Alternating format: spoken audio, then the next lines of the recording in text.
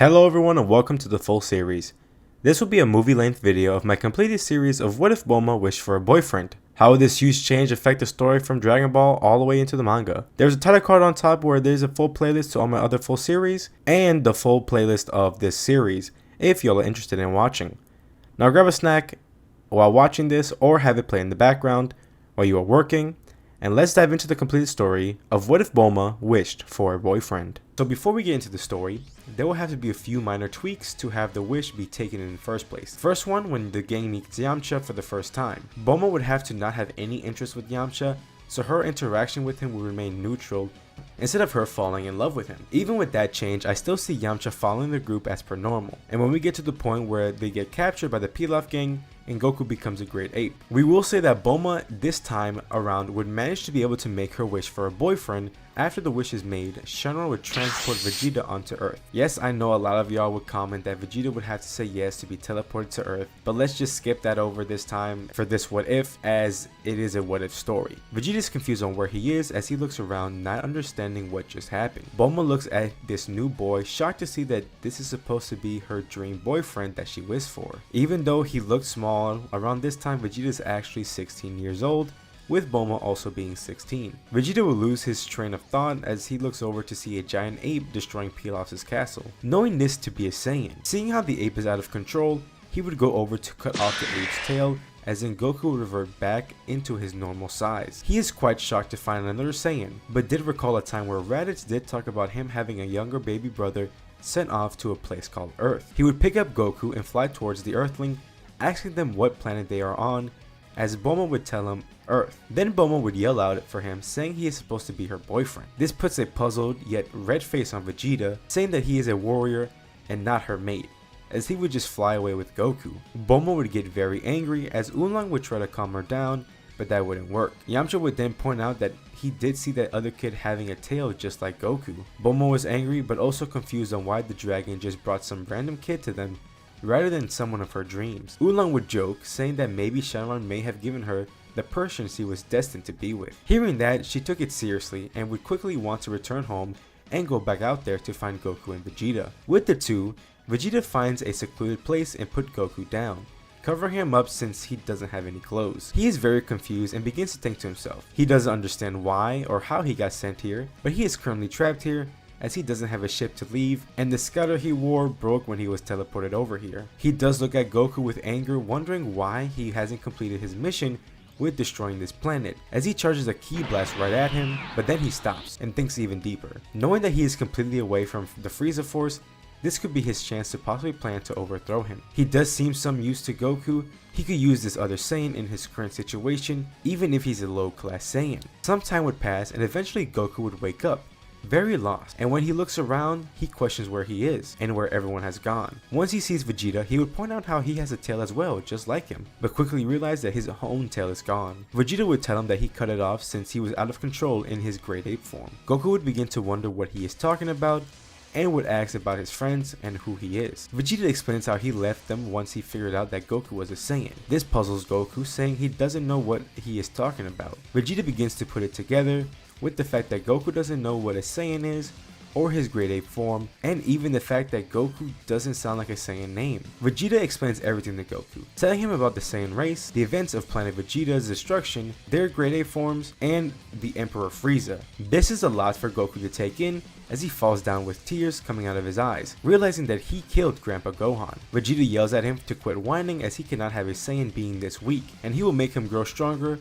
with beating him painfully, so he grows stronger with each time he heals. Goku is confused, but then Vegeta would strike him with one blow and Goku is already knocked out. With some estimates, we can have Vegeta's power level to be roughly at 10,000 as a kid, but right now he is in his teenage years, so I would say 12,000 would be a safe bet, even though it is considered weak, but at this point in the story, it is more than enough to one-tap almost any threat in the Dragon Ball series. Vegeta does get annoyed at how weak Goku is, so he does have a lot of time to kill till then, as he would just go around to gather food and anything useful to them. With Bulma going back out to look for Vegeta and Goku, I would say it would take around a few months until one day, while venturing out, she sees a significant destruction over some mountains, as she would see two kids fighting and realize that it is both Goku and Vegeta. She would land nearby and jump out yelling at Vegeta for just getting up and leaving. She would look over to Goku and see how beat up he is, and ask what he is doing to him. Vegeta told her that he was making him stronger as they have an important fight to prepare for. Bulma doesn't care as she grows more angry at him, yelling that she spent so much time gathering the Dragon Balls and risking her life to get a boyfriend, and Shenron gives her this random little rude boy. Vegeta would look away as he blushes a little, as he does find her attractive, and for an Earthling, he does see that she is strong in her own way. Bulma sees this and calms down a little, but she explains that whatever he is doing to Goku, it will not be good for him, as he could die like this, and would invite them both over to stay at her place. Vegeta is against it at first, but then his stomach would grumble, and Bulma would ask if he has a huge appetite like Goku does, and says that her place has as much food as you could want. Vegeta looks away, but does follow her back to his vehicle. They would all head back to the Capsule Corp, and Bulma will have Goku checked out and taken care of to treat his injuries. With that, Bulma and Vegeta would have some time together, while he eats, and she starts to see how similar both Vegeta and Goku are. She would ask questions about Vegeta and learns everything, with him and Goku being an alien, where they came from, and even Frieza as well. Vegeta explains that they need to be strong to defeat Frieza, and the only way is if he becomes the legendary Super Saiyan. Bulma would then suggest he begins training like Goku does. Vegeta scoffs at the idea, saying he is much stronger than Goku without ever having to train. But then Bulma explains that they both have very different experiences and lifestyle, with Vegeta having to fight strong aliens during his life and Goku having a relatively peaceful life, but he does train to grow himself stronger in his own way, saying that Goku would be considered extraordinary compared to most people on this planet. Hearing that, Vegeta does note that Goku's fighting style was interesting.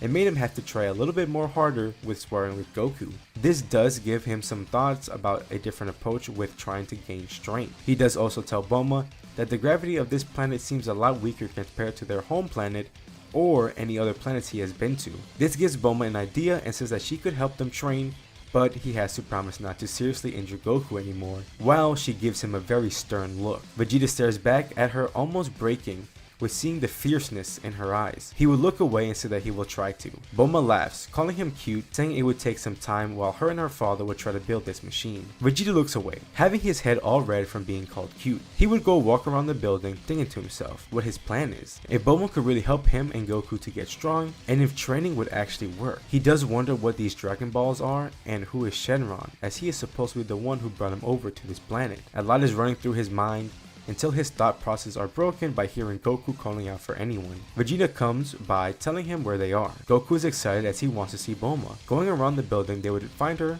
and Bulma is glad to see that Goku is doing okay. Goku would ask about his grandpa's Dragon Ball, but quickly learns about the news of it dispersing after she made her wish, and that it would be a few more months until they could go find it, but she does hand him back his power pole. Vegeta would ask about these Dragon Balls, and Bulma would explain it to be magical orbs that when you collect all 7 of them, they would grant you any wish. Vegeta is shocked about this, but Bulma says that he better not think of anything bad to wish for. She does tell him that the gravity room he is asking for may take some time to build, so she would remind Goku about Master Roshi, and that they could go over to him and train under him. Goku would think of it as a good idea, as Vegeta's way of getting strong isn't the best. Vegeta giving him an angry look, saying that he doesn't need someone else to train them as they are Saiyans. But once he looks over to Bulma, he gets that same feeling again as he turns around saying fine, they could go see what he has to offer. Goku would get excited as he tells Vegeta to follow him. Once they get outside, he would call over his flying Nimbus and gets on it, telling Vegeta he can get on it as well as long as he is pure of heart. But Vegeta rejects it, stating that he could fly,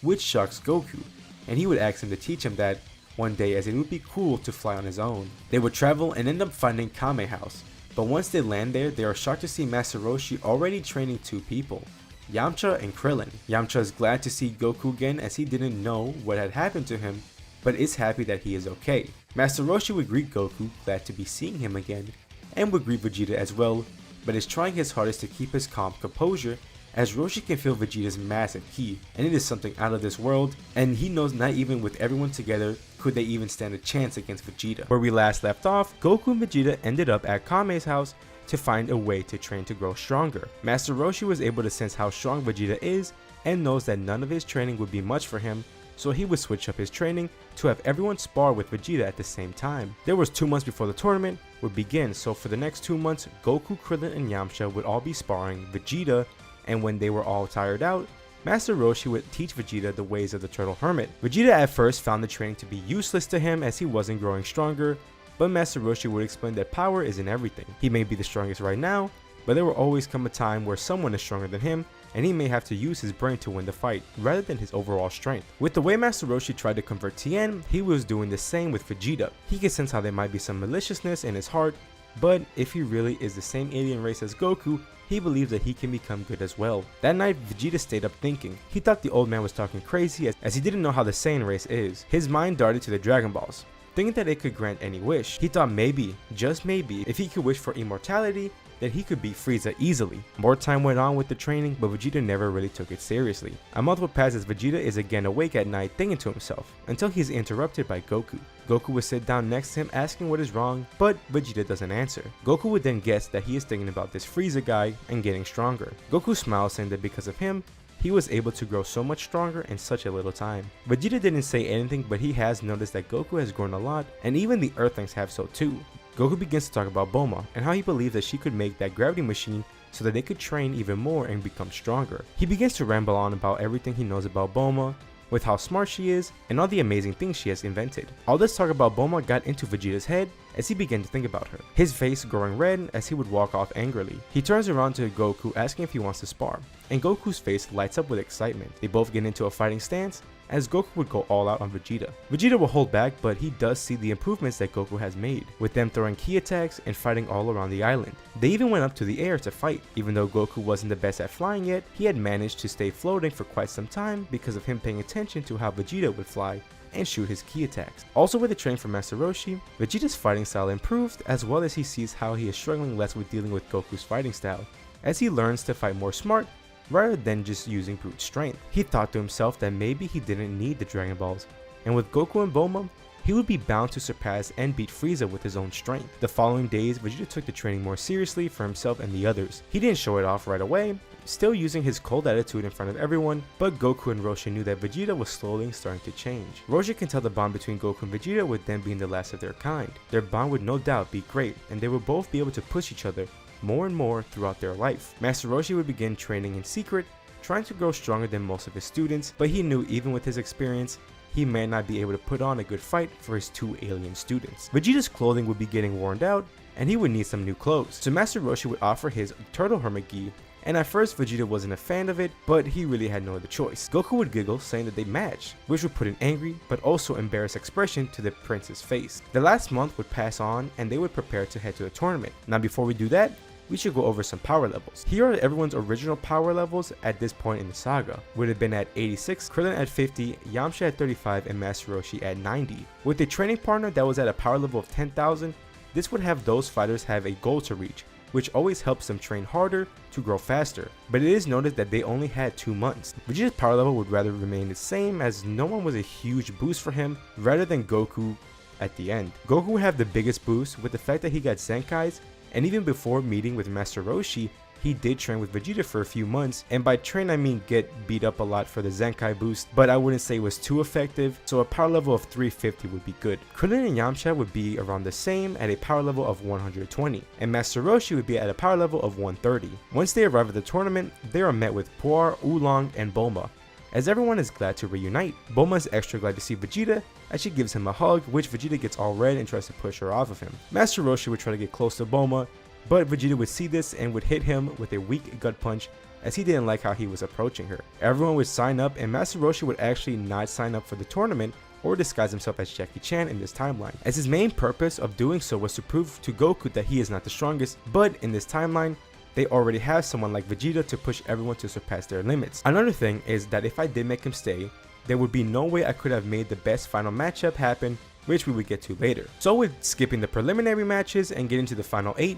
the roster being almost identical, with the fact that Jackie Chan just is replaced by Vegeta. Krillin's first match would remain the same, besides the fact that it is a whole lot easier for him on his end. Second match would be Yamcha versus Vegeta. Yamcha is somewhat bummed out that he got unlucky with the matchup, but he would still go all out trying his best against Vegeta. Vegeta would hold back to make the whole fight more interesting for him and to allow Yamcha to see where he stands in strength. This fight is impressive to the viewers of the tournament. Yamcha would throw a mixture of attacks using a variety of techniques like his Wolf Fang Fist, and even a Kamehameha wave. Vegeta would tank some attacks and even dish out his own attacks, but throughout the fight, Yamcha would soon begin to show some fatigue after going all out for as long as he can. Vegeta would commend Yamcha for trying his best, but not exactly telling him with words, and would end up knocking him out of the arena. Even though Yamcha lost in this tournament, it wouldn't be in a big embarrassing way, as this would motivate him to continue to train and grow stronger, as I feel like a big thing about Yamcha quitting martial arts is that of all of the losses he took and how embarrassing they were to him. The next two matches aren't important, as it is between Ranfan and Nam,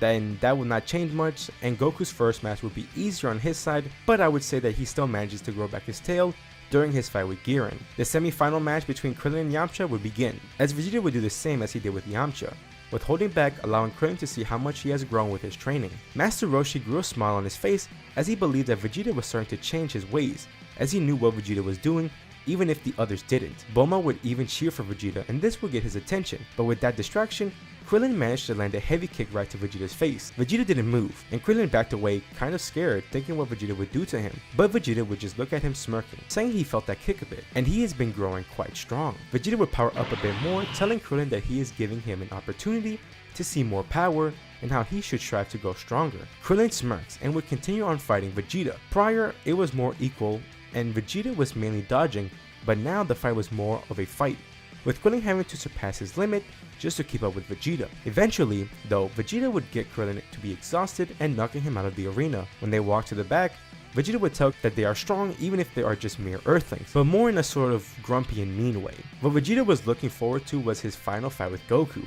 Even though he is nowhere near as strong as Vegeta, he does want to see how much he has grown. Goku's semi-final match would be much easier for him again and would just advance on to the next match, but don't worry, Nan would still be able to bring water to his village. Now on to the final match between the two Saiyans. Vegeta warns Goku that he will not hold back like he did for the others, so he better give it his all if he wants to have a good fight. Vegeta would still hold back most of his power, but not to the extent of being on equals to Goku, but a bit stronger. I'd say around a power level of 500 just to give Goku a challenge. The match would start and Goku would rush at Vegeta, attacking with a barrage of punches and kicks, which Vegeta dodges with ease. Vegeta would hit Goku with some of his own attacks, which does hurt Goku quite a bit, but he would get back up saying that he isn't going to give up that easily. Their fight rages on, to the amazement of everyone. Their fight would go up into the air as they both could fly. Goku does try his hardest to keep up with Vegeta, but he is enjoying his time with this fight. He does tell Vegeta that he promises that he will reach to his level to be able to give him a proper fight, which Vegeta smirks at it. He does think that they would need to focus on training again, as even though he enjoyed the time training with the others, he realized that he almost forgot his main mission, that he wanted to prep for Frieza, so after this he wanted to focus up on his training to be able to beat Frieza. He went back to think of the fight, but it had been going on for so long that it started to get dark, and the full moon would appear. Seeing this, Vegeta would not look at the moon so he doesn't transform into the Great Ape. He would also tell Goku not to do so, as his tail is back at this point. Goku would listen and their fight would continue, but they would have to be careful as they both needed to not look at the moon. But that would only work for so long until Goku would accidentally look up at the moon during the fight and would begin transforming. But acting quickly, Vegeta would power up and knock out Goku before he could transform into the ape. He was somewhat upset about how he had to end the fight, as he wanted to see how far Goku would go, but the fight did last a good while. With that final fight, Vegeta would win the tournament with no surprise from the Z Fighters, as they all knew he would end up winning. After a bit, Goku would wake up being a bit bummed about how he lost, but he knew it would be a long way until he could possibly beat Vegeta. Vegeta would tell Goku that they must return back to their training for their goal, as he would ask Bulma if she finished the gravity chamber, but she did say that it would take a bit more time, but they are close to finishing it. This upsets Vegeta a little and asks what would they do in the meantime. Goku would then remember about his grandpa's Dragon Ball, as he wanted to go get it back, so he decided that he would go search for the 4-star Dragon Ball and any he comes across. And Vegeta decided that he will go with Goku too, as he is interested in the Dragon Balls, and any spare time with him and Goku they could train. Now the Red Ribbon Army wouldn't get its own part, as it would happen much faster with an already much stronger Goku plus a super strong fighter as Vegeta, but he really wouldn't have to jump in to help Goku. And no one from the Red Ribbon Army would survive when there is a Goku and Vegeta there to wipe them out. Some minor changes would be the need to revive Upa's father, as Goku would be strong enough to take out Mercenary Tao, but this would avoid the chance of him meeting Korin, as he was strong enough to beat Tao, plus he had Vegeta to train with to gain strength. They would continue to gather the Dragon Balls and would still end up meeting Fortune Teller Baba, with the advice from Master Roshi, and they would fight in her tournament. Vegeta had no intent in fighting, but he wanted Goku to fight in it as the only fighter to test his strength, to see how much he has grown. Most fights was easy for Goku, with the only challenging one being with Invisible Man. But at this point, Goku learned to sense ki, so he was able to knock him out easily. And when he feints against Grandpa Gohan, the fight would still be good and emotional, but Goku would have far surpassed his grandfather and win the tournament. But Goku would still get all sad seeing his grandpa, as he apologizes for him being the reason that he died, but Gohan would tell Goku not to worry about it since it was an accident, but tells him how proud he is with how strong he has gotten with his friend Vegeta. Seeing this moment, it almost got to Vegeta, as he never really felt how to be in a loving family, but this also gave him a thought about what he truly wanted to fight for, as he sees that Goku fights for others and the innocent. As Bulma would cross his mind for a second, they would get the last Dragon Ball and would bring all 7 back to Capsule Corp, and when they returned, the gravity chamber was completed. So Goku and Vegeta would begin to train for the next 3 years for the tournament. Where we last left off, Goku and Vegeta collected the Dragon Balls, defeating the Red Ribbon Army, and returned back to Capsule Corp as Bulma finished the gravity chamber. With the chamber ready, the two Saiyans wasted no time in beginning their training. Bulma even remade the armor that Vegeta came with, as he would take it, switching out the gi he was given to by Roshi. Goku also tried it on, even though it wasn't his thing, but his gi he wore was torn up. With his training to grow stronger, they also know the next tournament is coming up in around 3 years, so they prepare for that as well, as Goku wants to try to beat Vegeta in the next tournament. At first, Goku struggles with the lower levels of extra gravity, as he's not used to it whatsoever. Vegeta though lags a bit behind, but what he didn't take into account was the determination that Goku has and how fast he can learn. In around a few months, he's able to be at the same level of gravity as Vegeta. The rate that Goku was growing also was shocking to Vegeta, as in the first year, Goku hit the 1000 power level mark. Roshi and his 2 students that continued training with him all sensed the rising power of Goku, and would go visit the Capsule Corp to see what is going on. To their surprise, they learned about the gravity chamber and how they have been training intensely for that year. Yamcha and Krillin thought it was unfair and wanted to give the gravity training a try, but Vegeta did give him a warning that they should try only twice normal Earth gravity, as if it was even hard for Goku to get used to it. Yamcha and Krillin both tried it together, and they did struggle with just 2 times Earth's normal gravity, but whenever Goku and Vegeta were in training, they would go in to continue using the gravity chamber. This would go on for the rest of the 3 years, where the 3 years of constant training is good for the 2 Saiyans and even Yamcha and Krillin, as they all saw crazy growth. Not just everyone growing in strength, but Vegeta actually grew a relationship with Bulma, as throughout the 3 years, they became close and eventually started dating, especially after she saw how attractive Vegeta got after the growth spurt. Vegeta wasn't too good at the dating stuff, as he wasn't too experienced with that type of stuff, and they never really went on a date outside of Capsule Corp, as Vegeta really cared about training. Bulma knew about what Vegeta's goal was and what he was aiming for, so she wanted to be supportive and help him out to reach that goal in any way she can, and knew once he did so, they could truly focus on one another. Roshi kinda felt bad that he couldn't keep up with their training, as they all grew so much stronger than him, but he was proud of all 4 of them with how much they have grown. Going into the power levels, for all of them, we start with Vegeta, as he has a power level of 12,000, with Goku at 2,500, and with Krillin and Yamcha at 1,000. Everyone is so much stronger that they are reaching the Saiyan Saga level of power. They all head to the world tournament, and they are met with Roshi's brother Shen and his 2 students. Shen would brag about his students to Roshi, saying that they would beat all of his students without any effort. This angers all of 4 Roshi's students, but he would stop them, saying that they will see once the tournament starts. Roshi doesn't show it, but in his head he is smiling, somewhat feeling bad for his brother, as he has no clue what he stumbled upon with having 2 students of his that are strong aliens. The matchups would be the same, with the change of Jackie Chun being replaced with Vegeta once again. The first match is between Yamcha and Tien, and I almost feel bad for Tien with how one-sided this fight is. Yamcha's current power level is at 1000, with all the training he has done with such powerful training partners.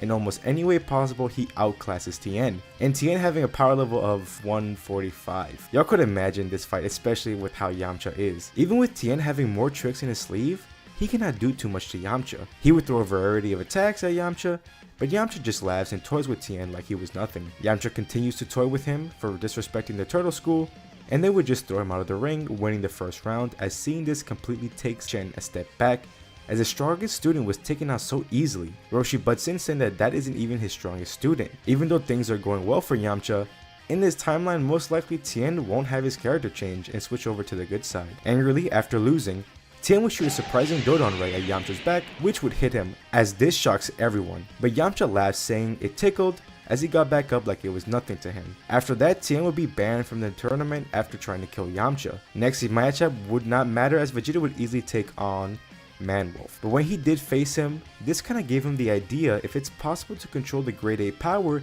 in his normal body, as he wanted to give that a try when he continues training. Next match would be Chaozu and Krillin. After seeing the man he looked up to get toyed with, Chaozu would try harder to try to beat Krillin, as he would use his telekinesis to try to control Krillin, but Krillin doesn't budge an inch, as he wonders what Chaozu is trying to do. He is confused on why his telekinesis is not working, but he doesn't know that Krillin is roughly 10 times stronger than him. With that, Krillin would just knock out Chaozu with one flick of his finger, as he would smile to the crowd. Even though his students are winning and growing stronger, he is growing worried that Yamcha and Krillin are letting the power get into their head, and hope Goku and Vegeta could knock some sense into them. The next match too doesn't matter too much, as Goku would easily win. Now getting to the semifinals with the rematch of Yamcha and Vegeta. Yamcha, even though he knows he isn't as strong as Vegeta, but he promises him to give him a good fight, but Vegeta doesn't look too happy. He explains to Yamcha that Tien may have deserved it, but he is letting his strength get into his head, as he has forgotten that he has so much more to learn to catch up to his power.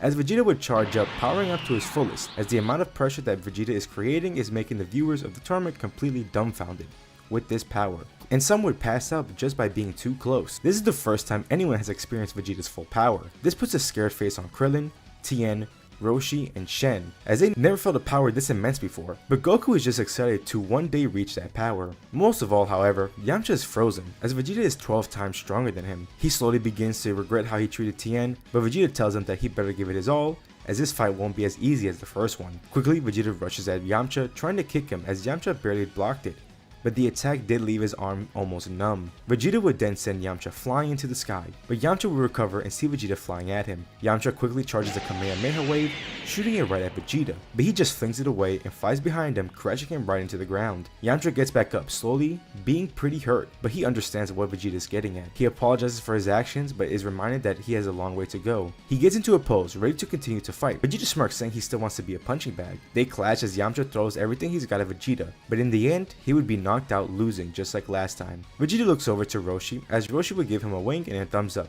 thanking him for putting his students back onto the right path. Next match would be between Krillin and Goku. Now sadly, this fight wouldn't be as cool as the canon one, with the fact that they aren't too close in power. Goku would do the same as Vegeta did, but not to the same extent, as Krillin didn't go as far as Yamcha. He didn't want his friend to go on the wrong path, so Goku would hold back a bit, but still be far stronger than Krillin. Their fight would begin, but Goku was much faster, dodging most of Krillin's attacks and hitting him back much harder. Krillin couldn't believe how strong these aliens are, but it kept motivating him to try harder, as he knew that it would take a lot out of him to even just surpass Goku. Their fight would continue, as slowly Goku would hold back more and more, as he wanted to enjoy the fight with his friend. After some key attacks and traded blows, Goku would win the match and move into the finals with Vegeta once again. Goku says he may know how this will end, but he is still excited to fight someone as strong as him. Vegeta smirks, saying that Goku has come a long way and can't wait to see how much more he has grown. Note that Goku and Vegeta see each other as good friends and even better rivals, as they spent 6 years straight training together to grow stronger, and their bond has become stronger with each day that passes. As they clash, the fight is intense, as their speed is crazy, as barely anyone could see them. Even Yamcha and Krillin are struggling to keep up. Goku can tell that Vegeta is holding back,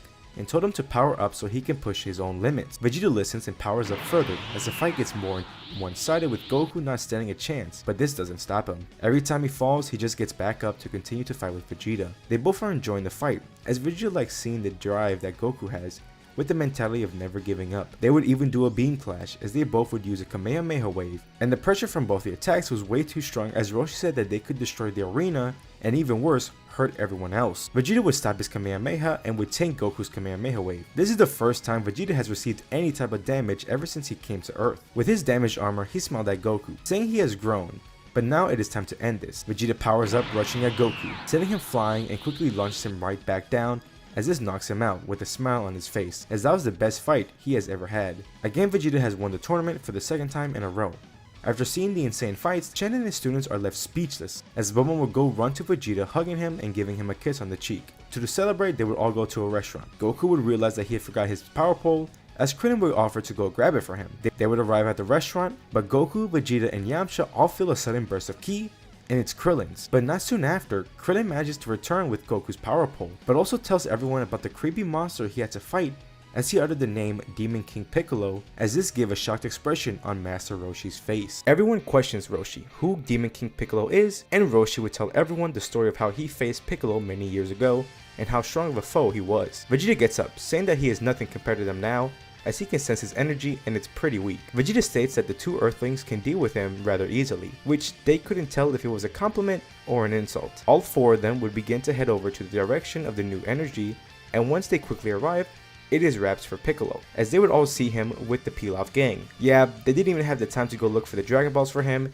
and even if they did manage to leave before the Z Fighters arrived, they could have never found it as all the Dragon Balls were safely secure in Capsule Corp. Vegeta is surprised, calling Piccolo a Namekian, as he is to an alien like him and Goku, as this shocks everyone. Demon King Piccolo is frozen in fear, sensing the power coming from the group, as even if he regained his youth, he wouldn't have stand a chance fighting against them. Goku would like to fight, but Vegeta did say that he wasn't worth their time, as he isn't even that strong. He allows the Earthlings to do what they want as they land in front of the Demon Kings. In fear, he sends out his children, but they all are taken out in one blow. They both begin to power up a Kamehameha wave ready to bring him down, but then they all hear a voice in their head, as someone named Kami is telling them not to kill him. They are all confused, but Kami tells them to go to the lookout. This would remind Goku and Vegeta about the lookout, as they have been by it when searching for the Dragon Balls, but they never really climbed it. So they would all head over there and meet Kami. They are surprised to see that he looks like Piccolo, as Kami would explain his past and how him and Piccolo are two of the same person, but just split up. And he explained why he asked them to keep him alive, as if they would have killed him,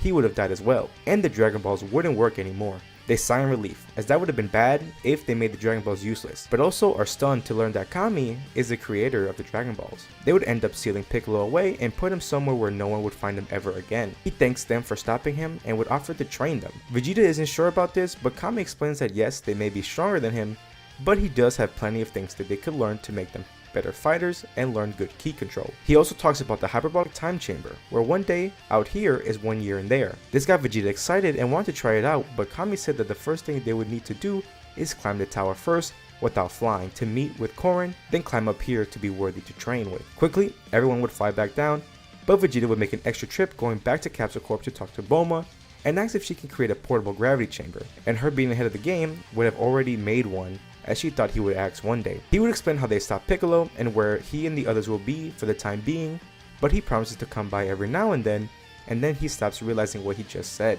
His face grows red as he showed a bit too much emotions to his liking, so he quickly flies away, but Bulma smiles at this, as this is the first time of him expressing his feelings. Vegeta will return and they all began climbing the tower, as it was rather easy for all of them, being much more stronger now. It is the same with Korin's training, but they all drank the sacred water and continued to climb up to the top. And it only took them less than a week, and this surprised Kami, seeing that all these 4 students are strong. Their training with Kami would begin, and this would be the most effective training that they have done yet. With having a portable gravity chamber, they would all begin to train hard, learning all they can from Kami and growing stronger. Vegeta would even open up to Yamcha and Krillin about his goal, and at first they are scared about this Frieza guy, but they would grow motivated to also strive for that strength, or at least help the Saiyans get to that power. Throughout their time training, Vegeta would even work on trying out his idea of having his grade 8 power in his normal state. He would like to try this out with Goku, but he couldn't control his ape form, so it would be a bit dangerous, but if he can obtain the form himself, then he could try to teach it to Goku. Months would pass as Vegeta would continue his efforts to obtain this form of power.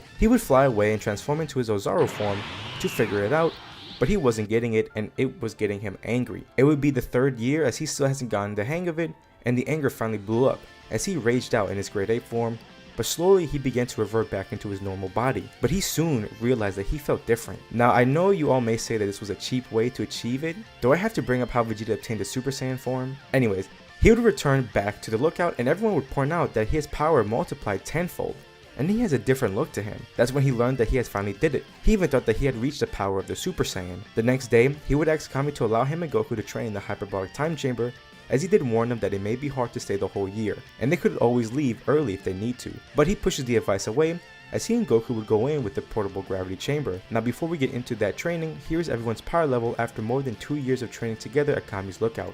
Vegeta would be at 24,000, with his now Ikari form being at 240,000, Goku at 18,000, and Yamcha and Krillin at 8,000. Goku and Vegeta would go into the time chamber, and Vegeta would begin training Goku to control the grade 8 form, with creating his own artificial moon, so that Goku could transform. They would do it away from the house area of the time chamber so they don't accidentally trap themselves in the time chamber. When Goku would transform into his grade 8 form, he would be out of control. On one hand, this is bad as he's attacking Vegeta, but on the other hand, Vegeta uses this change to train in his base form, as he learns that if he gets stronger in his base, his Ikari form would get stronger as well. But it would be quite difficult for him as Goku's power level is 180,000. in his grade 8 form. It would take a few attempts, but after each attempt, Vegeta would explain how it should feel and what he should think about when trying to control his grade 8 form. Roughly 6 months would pass until Goku was able to control his grade 8 form, and in 3 months more, he finally obtains the Ikari form for the first time. When he obtained the form for the first time, they would have a sparring match in the form. The power was something else between the two, and it is good that they are in the time chamber as they don't know if the planet could handle the amount of power they have. They both go all out and Vegeta is satisfied with the fight, as Goku has grown to get close to his level, even with being a low class Saiyan. But now he knows that it doesn't matter if they are a low class or an elite Saiyan. If they train hard enough, they could all reach the same power. Vegeta would win the match with being stronger, and Goku would lose the form, and what sucks is that Goku struggles with trying to tap back into the power. They would continue training intensely, with going to high levels of gravity training, and occasionally Goku would manage to tap back into the Ikari form, and they would have more intense sparring matches. The more Goku taps into the form, the easier it gets for him, but by the time they get out of the time chamber, he hasn't fully mastered tapping it into the form at will. But the increase in power they both attained was immense and took everyone off guard. Vegeta went from 24,000 all the way to 75,000, and Goku all the way up to 60,000. Their growth could have been a lot more if they didn't spend half their time training to get Goku to control the grade 8 form. Yamcha would like to go in with Krillin, but Krillin would say that they might not grow as much as them because of their Saiyan biology, as Yamcha would tell Vegeta that one day he would bring him in to train with him. Kami would say that it would not be wise as there's only a 2-year limit per person for the time chamber, and they should save it in case they really need to use it in the future. Vegeta was caught off guard as he wished he knew that before then, as he would have made Goku learn to control his 8th form out here beforehand. Yamcha pointed out that they had a few more months until the next tournament, and they should keep training and sign up. Vegeta sighs, saying he has to leave as he did promise Bulma to spend time with her, so he tells him that if they grow strong enough to where he sees a challenge, he will sign up to the next tournament, as he would fly away. Goku smirks, as he is really motivated because he wants to fight Vegeta again and beat him, as now this will be his chance to close the gap between them. With the remaining months, Goku trains extra hard, and also spars with Krillin and Yamcha, so they too could grow. Some sparring matches, Goku taps into his Ikari state, and the two Earthlings can see how strong this form is, and this gives them a real eye-opener with how much they are outclassed by the Saiyans, and also how hard they would have to work to keep up with them. But with having such a strong training partner, they will manage to grow so much more. Vegeta would arrive at Capsule Corp and see Bulma after more than 2 years, as she is quite mad at him as he never came to visit once till now. But Vegeta would tell her that he is staying here till the next tournament, so they had the next few months together. So the past months, while the others were training, Vegeta and Bulma were hanging out doing couple stuff, as Vegeta would have to get used to it. One day while they're out in the city, Vegeta can feel something was wrong, but it was hard to sense Ki as during this, the others were having a big sparring match, and that power was the only thing he could sense. Bulma would ask Vegeta what is wrong, but then suddenly, Vegeta sensed a quick spike in Ki, right behind them, as he would try to push Bulma out of the way, but a bright yellow beam pierces through Bulma's shoulder, hurting her. Vegeta turns around, visibly angry, as he sees Tien. Tien shows an evil smirk, saying it was a shame, as he aimed it to hit her heart, explaining how he recognized him from the tournament. He has been looking for Yamcha to try to get revenge, but he would be the next best option. He knows that he cannot beat him in a fight, so he thought that the next best option would be to hurt someone close to him, and he saw that blue-haired woman with him, so that's why he aimed right at her. Vegeta powers up into his Ikari state,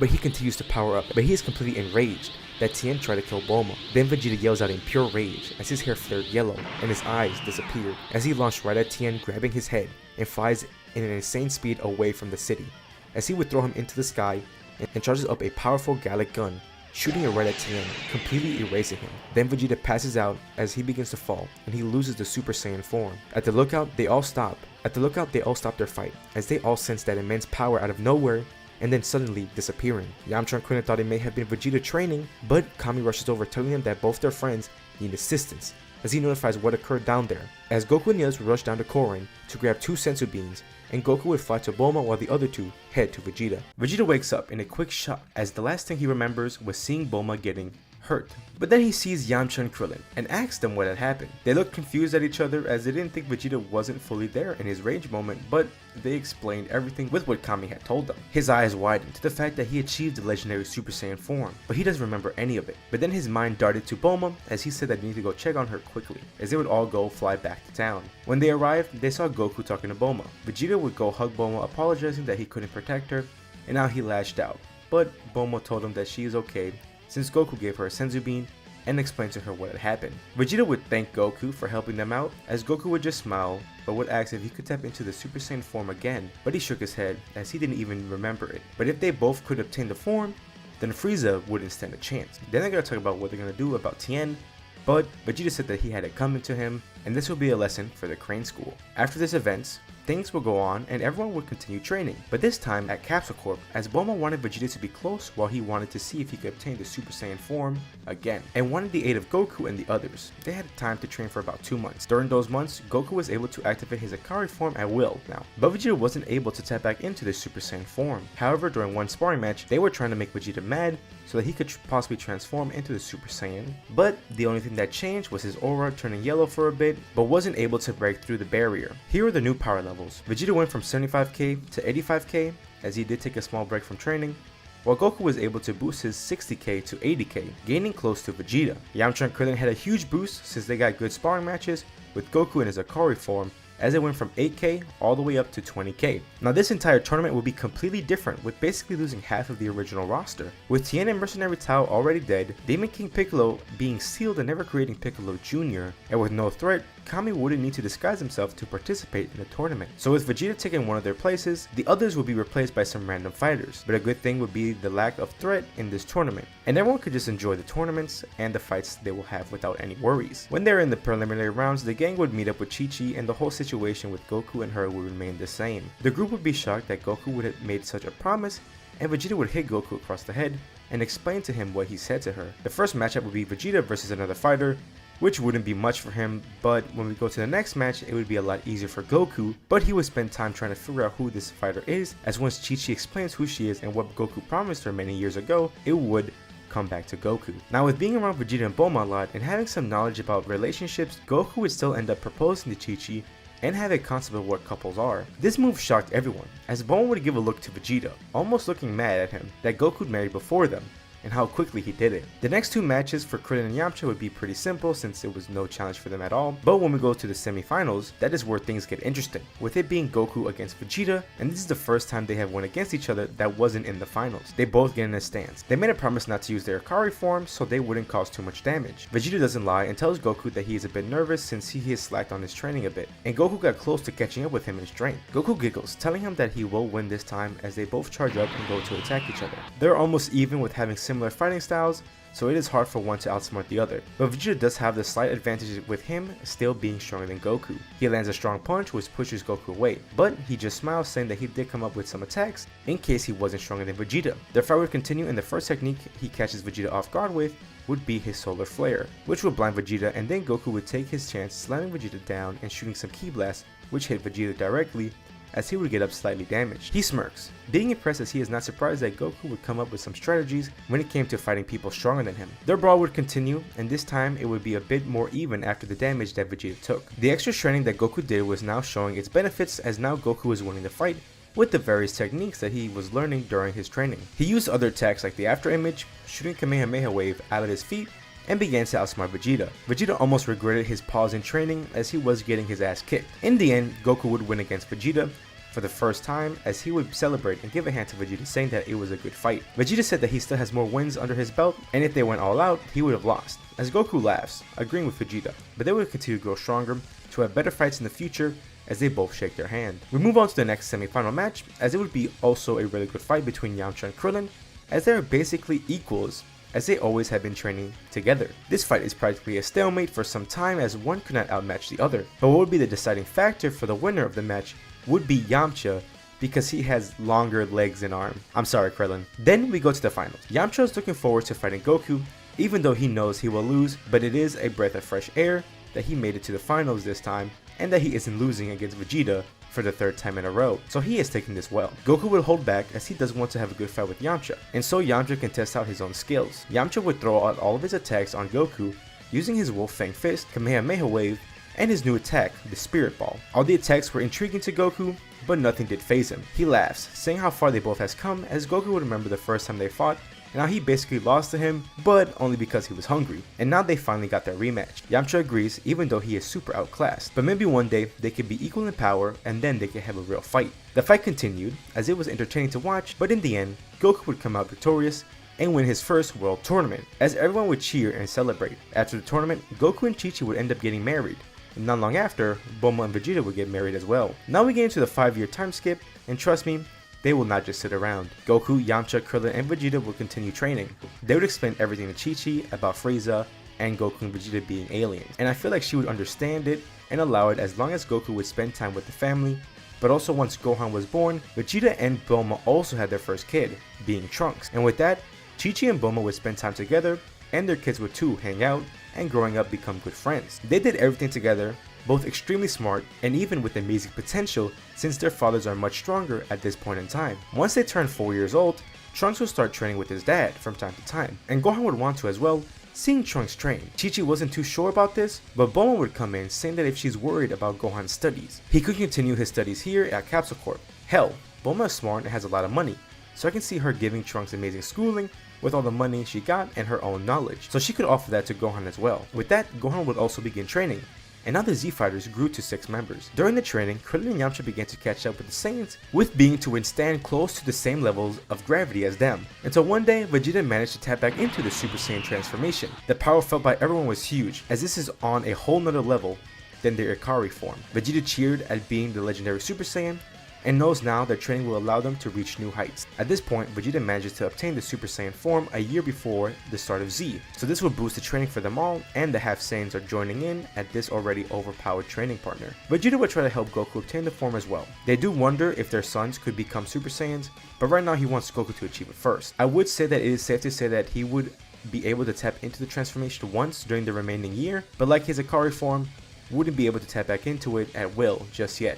For now. Yamcha and Krillin are growing a lot with these training partners, but they do struggle and wonder if they could learn a technique or a transformation that could power them up to keep up with these Saiyans, and are worried that soon their kids would surpass them. Now before we end the episode, we should discuss the power levels. Vegeta, after 5 years of training, his base form went from 85k all the way up to 1 million, with Super Saiyan making it 50 million. Goku went from 80k to 1 million with his Ikari form making it 10 million. Krillin and Yamcha went from 20k all the way up to 750k, and with Gohan and Trunks being around 100k with a year worth of training. Away far, deep in space, we see a singular Saiyan space pod heading towards Earth. As we look into it, we see a severely battle-scarred Raditz as he is on this hunt for his younger brother Kakarot. During one day while everyone is hanging around Capsule Corp, they all sense a new power level as Kami would warn everyone that someone is arriving on Earth in a spaceship. Instantly, Vegeta grows worried as he tells Goku to follow him, as the rest need to stay in case of anything going wrong. They would fly to where the spaceship would crash, and once they saw the ship, Vegeta would know who it is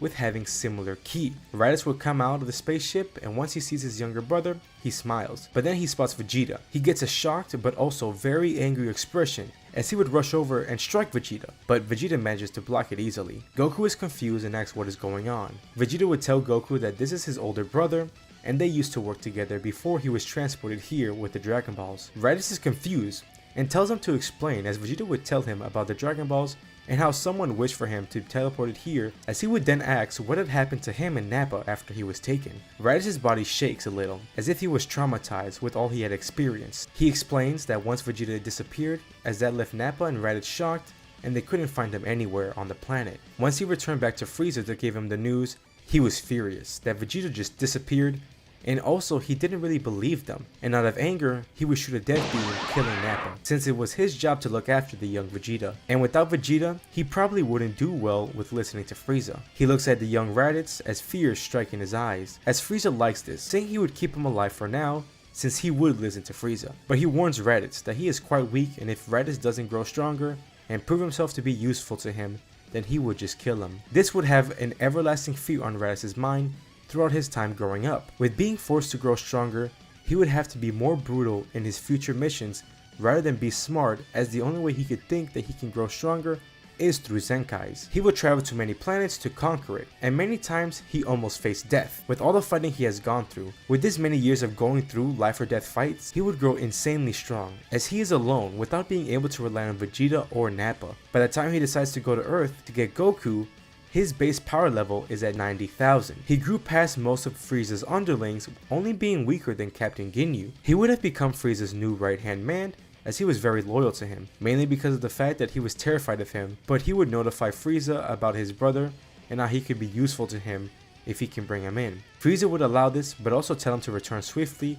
as now we are in the present. Hearing about everything Raditz has been through and how Nappa got killed, Vegeta feels a little bit of regret not trying to return back sooner to his crew. After having Trunks, he grew the need to protect his family and this planet as this was his new home. Goku goes to Raditz saying if he really is his brother, then he could stay on planet with them and be away from Frieza. Raditz would say that Frieza would show up as he does know where he is, as Vegeta just smirks, powering up into the Super Saiyan form, and with this, Raditz's scatter breaks as he is shocked to see Vegeta in the Super Saiyan form. Vegeta then tells Raditz that with all three of them together, Frieza wouldn't stand a chance. Fear fills Raditz's body as he doesn't know what to say. He lived most of his life working under Frieza and being loyal to him because he was afraid of him. He remembers all the struggles he has been through and how sometimes he thought death would be better than going through all that he went through as he touches the many scars all over his body. But Goku taps him on the shoulder, promising him that he is safe here and they will take out Frieza together. Raditz somewhat calms down and goes with the two fellow Saiyans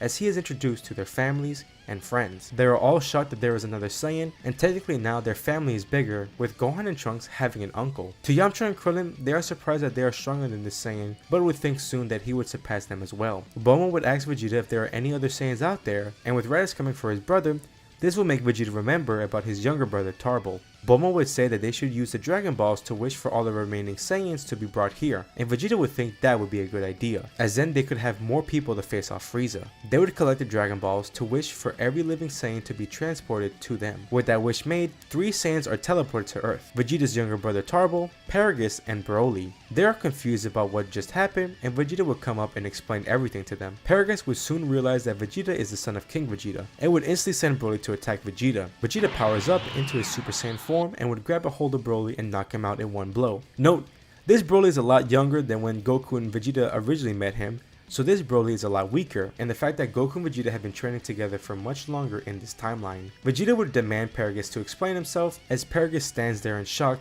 looking at the legendary Super Saiyan, and would tell Vegeta what had happened to him and his son because of his father. Vegeta would understand, but explain that he has his own family now and that he is nothing like his father. He explains how he brought them all here so they can prepare to take over Frieza. Now Paragus is smart as he knows that right now he or Broly cannot take down Vegeta just yet, as he would play on for now until the right moment comes up, as even if he was the Super Saiyan, he believes that his son can surpass him in strength in the future. So after explaining their plan and having only a year before Frieza would arrive on Earth, so they begin their training soon. With all that said, everyone will begin training together, with even Goku and Vegeta's sons joining in on the training. Even though they are training for a big threat, since Vegeta is more like Goku here, there will be some days where they would relax like Goku did in the Cell games. Raditz would spend some time with Goku and his family as he's adjusting to this new lifestyle, as for the first time he feels safe and not on edge the entire time. He was glad that their parents sent Goku away from the destruction of their planet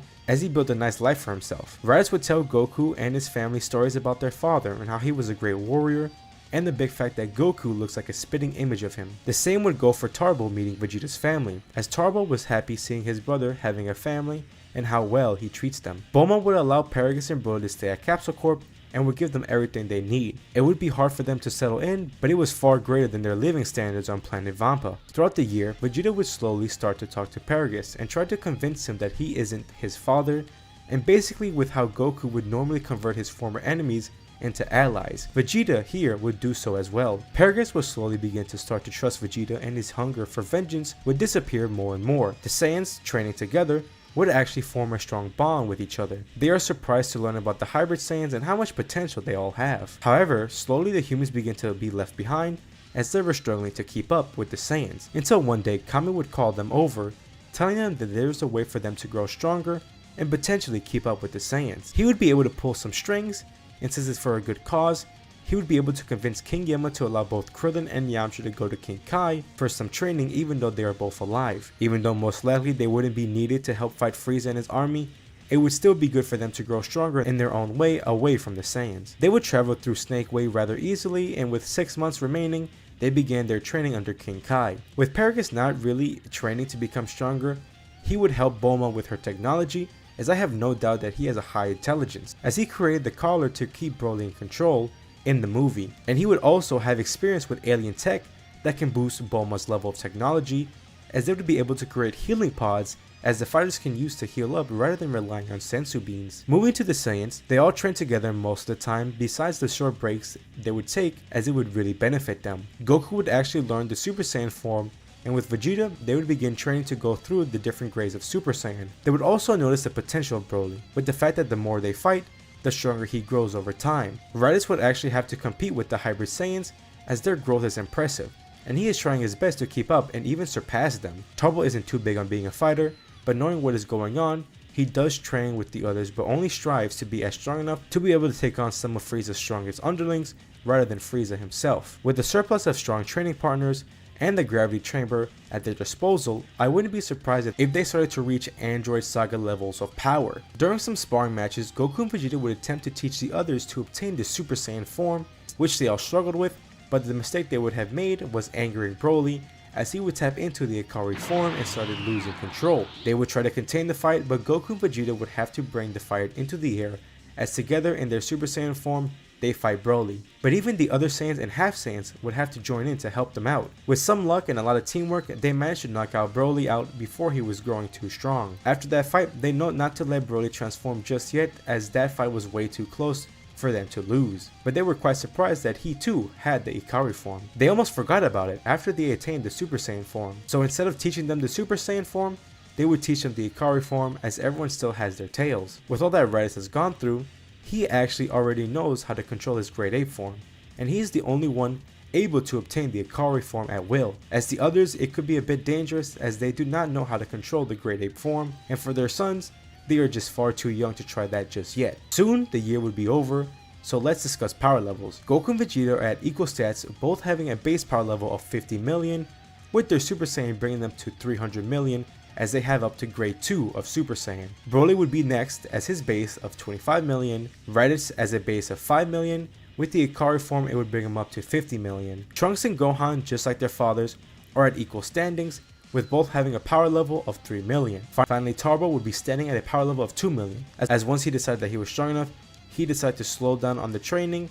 and began enjoying life on Earth. Once the day arrives, all the Saiyans would wait at a wasteland for Frieza's arrival, as Raditz would ask about the Earthling fighters, but before he can get his answer, they sense Frieza's power level, but not just his, but his father's as well. Frieza lands on Earth, with his father standing behind him, as their entire army formed together and all stood in front of them, including Frieza's right-hand man, and the Ginyu Force. The Hybrid Saiyans and Turbo showed a little fear as they didn't expect to be facing this amount of enemies. Raditz too was a bit afraid with all the terrible memories he lived through during his time growing up under Frieza's rule. Vegeta would tell them that he and Goku would face off Frieza and his father, as the others would just have to deal with his army, as he reminds them that all of them are a lot stronger than even Ginyu himself.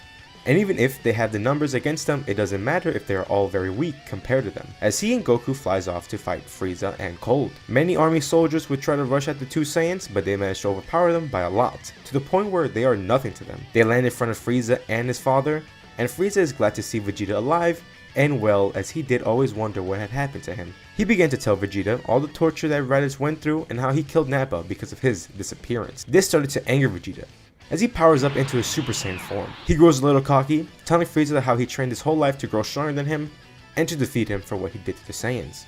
Frieza has a shocked expression, but that quickly turns into a grim smirk. He explains how he would have been terrified of the power, but with seeing how Raditz grew in strength throughout his time working under Frieza, he knew Saiyans did possess a great way to grow in power, and since he knew about Raditz finding his brother and hearing the conversation when Raditz first arrived on Earth, he knew that he had to find a way to grow stronger. So he and his father did a little training. He hated as he never thought that he would have to ever train in his life. But both of them trained only for a week, thinking it would be far enough to catch up. And he was right. With both Cole and Frieza in their final form, their power levels would be close enough to the two Super Saiyans. Remember, Frieza in the Resurrection F movie grew almost on par with Super Saiyan Blue Goku and Vegeta in just half a year, compared to when it took them almost 2 decades to reach. They both begin to power up to their full power, as this puts a shocked expression to the both of them, as they would transform into their final form right at the start, and soon their fight would begin. With the other 5, they're fighting against Frieza's and Cold's army, as when Turbo, Gohan, and Trunks began fighting, and seeing how much weaker these soldiers are, they began to grow confident in their power. Broly alone was facing the Ginyu Force, and was just toying with them as they weren't really any threat. As Raditz, he would be taking out his anger and built up pain on Zarbon and Dodoria. It wouldn't take them long to beat them, and then they would aid the others with the surplus amount of soldiers that they are in the battlefield. Even though they are not strong, but with just the amount of numbers that were present, it would be keeping the 5 Saiyans occupied and not being able to aid Goku or Vegeta. With Vegeta fighting against Frieza and Goku facing cold, their fight is almost even, with the Saiyans having the edge slightly,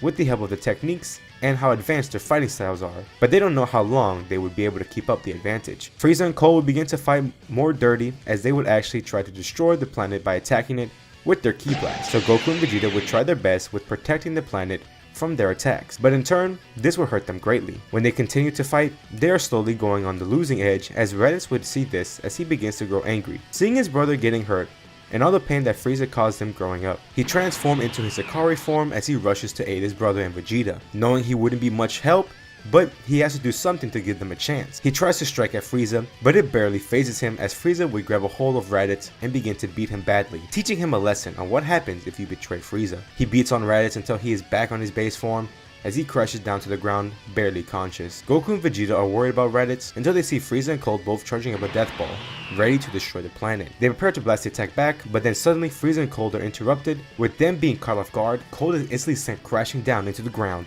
with a ball of ki as Frieza sends an incoming attack, but is a bit late to react as a disc cuts off his tail. He feels immense pain as he turns around in anger to see both Yamcha and Krillin back from King Kai. Roughly, their power levels are around Raditz's, with also being at 5 mil, and can handle Kaioken times 10, but that would strain their body. Y'all may be asking, how could they help, as they are only as strong as Raditz is, and we just saw him get destroyed, but they learned quite a few tricks in the other world. The training with King Kai ended quickly, with them only needing to learn the techniques he had, and once they did, they actually went to explore the other world and face many strong fighters and learned some cool techniques during their time spent there. Frieza and Cold look at them with murderous eyes, but instantly Krillin uses a Kaioken times 10 and a solar flare to blind them, as he retreats a bit and raises his hand and begins to charge up his attack. Yamcha would go by Raditz, picking him up as he would regroup with Goku and Vegeta, telling him that they just need to hold the both of them on for a few minutes so Krillin can charge up his attack. Goku will tell Raditz to just sit back as he is very injured, as the three would go face off Frieza and Cold. Raditz, looking at his brother and Vegeta, he begins to tear up as blames fills his body, that he brought such danger to a peaceful planet that Goku and Vegeta lived at and put their families in danger, just because he was afraid of Frieza. The tears soon began to become anger as Raditz slowly gets up and begins to charge up. His body is in way too much pain, but he didn't care as he continued charging up. As others began to notice, his hair began to glow yellow. Yelling out, he powers into the Super Saiyan transformation as he rushed in, helping the others to face off Frieza and Cold. With his base at 5 million and now with Super Saiyan it would be at 250 million. With all the damage he took, he would be brought down, but not by much, as he currently would have a rage boost. So I would say currently his power level would be at a good 200 million, which isn't a lot to Frieza and Cold, but it's something that they have to give attention to. Frieza and Cold are having slight trouble with having to fight two people, even though one is closer to their power and the other one is just annoying them. Eventually the weaker fighters will be taken down, leaving just Goku and Vegeta once again, but Krillin manages to charge up a strong spirit bomb as he told both of the Saiyans to have Frieza and Cold together, which they managed to do so barely, as Krillin would throw it to the both of them while they weren't looking, and once they saw the attack it was too late for them to dodge, as they got hit with a spirit bomb and got sent flying away with a huge explosion. Everyone believed that they won and thought the attack was enough to take out Frieza and his father, as Krillin would go by the Saiyans cheering that it was him who dealt the killing blow. Everyone would gather up and celebrate until Gohan and Trunks' face quickly changed to be filled with fear as they point out that they are still alive, to the shock of everyone. Krillin is frozen as he did think that the spirit bomb would be good enough to take them out. Yamcha says he has one more trick up his sleeve, but they would need everyone to hold off Frieza and Cold, as he needs to borrow both Goku and Vegeta. With that, Yamcha, Goku, and Vegeta would leave the battlefield for a bit, while leaving the rest of the group to hold Frieza and Cold off. And it would be rough for them, as their strongest person technically is Broly, but only when he's out of control. With the group consisting of Krillin, Raditz, Tarble, Gohan, Trunks, and Broly, they tried their best to hold off against the threats, even though Frieza and Cold are pretty beaten up, so are the Z fighters, and it's worse that they are much weaker than Frieza and Cold. So it isn't going well for them, as it wouldn't be long as Tarble and the Hybrid Saiyans would be taken down, leaving the other three left having to push beyond their limits, as Krillin goes beyond his limit of Kaioken, going up to times 20, which is bringing him to the brink of death. Raditz goes back into his Super Saiyan form. Even if it wouldn't be for long, he has no other choice. Raditz tries to think what else they can do to give the others time, as he looks at Broly and remembering how he went berserk and grew in power, thinking that he may be their only choice if things get worse. The fight continues and it doesn't go well, as Krillin is soon out of the count. Raditz throws all rationality out the window and yells at Broly that he has to lose control and go berserk to stall for time. Broly isn't sure as he doesn't want to risk the planet, but Raditz tells him that Goku and Vegeta can stop him if things get too crazy. Frieza will land a strong kick to the gut on Raditz and send him crashing into the ground, completely knocked out. Broly is the only one left as he is pretty beat up, so he tries to lose control, but he is struggling to do so, as he doesn't have the motive to lose control, until he hears Frieza and Cold laughing at him as he tells Broly that he will destroy this planet, killing anyone he loves. Broly then thinks about his father, and now if they don't win, he will no doubt die. This will be enough to crack a bit of the barrier, allowing him to tap into his Ikari form once again. But the boost is slightly less as he isn't fully enraged, but this allows him to begin growing in strength as he tries to fight both Frieza and Cold, as this would give them more time. But we don't know if it may be much as Broly is fighting a 1v2. He is able to hold his own for a good amount of time, but it does get to the point where Broly is down on his last legs, as Frieza and Cold are quite beat up but still victorious, as they both point a death beam, shooting Broly through the shoulders, as they prepare the finishing blow, and then they would fire on Broly, but then their beam is deflected by someone they couldn't see. Once they see the fighter, they don't recognize him as he looks completely different. They call themselves Gogeta, and they're here to defeat both of them. The technique that Yamcha taught Goku and Vegeta was the fusion dance, as he learned it back in the other world, as he believed this may be their only chance to win. This time around, Vegeta wouldn't really be against it, as he isn't so stubborn like his canon counterpart. Since they didn't have much time, Yamcha made them practice the dance moves before actually performing the fusion dance, and once they got the grip of it, they would do the dance and manage to get it done the first time around. With this fusion, they are much stronger than Frieza and Cold. Gogeta transforms into a Super Saiyan and rushes down on Cold,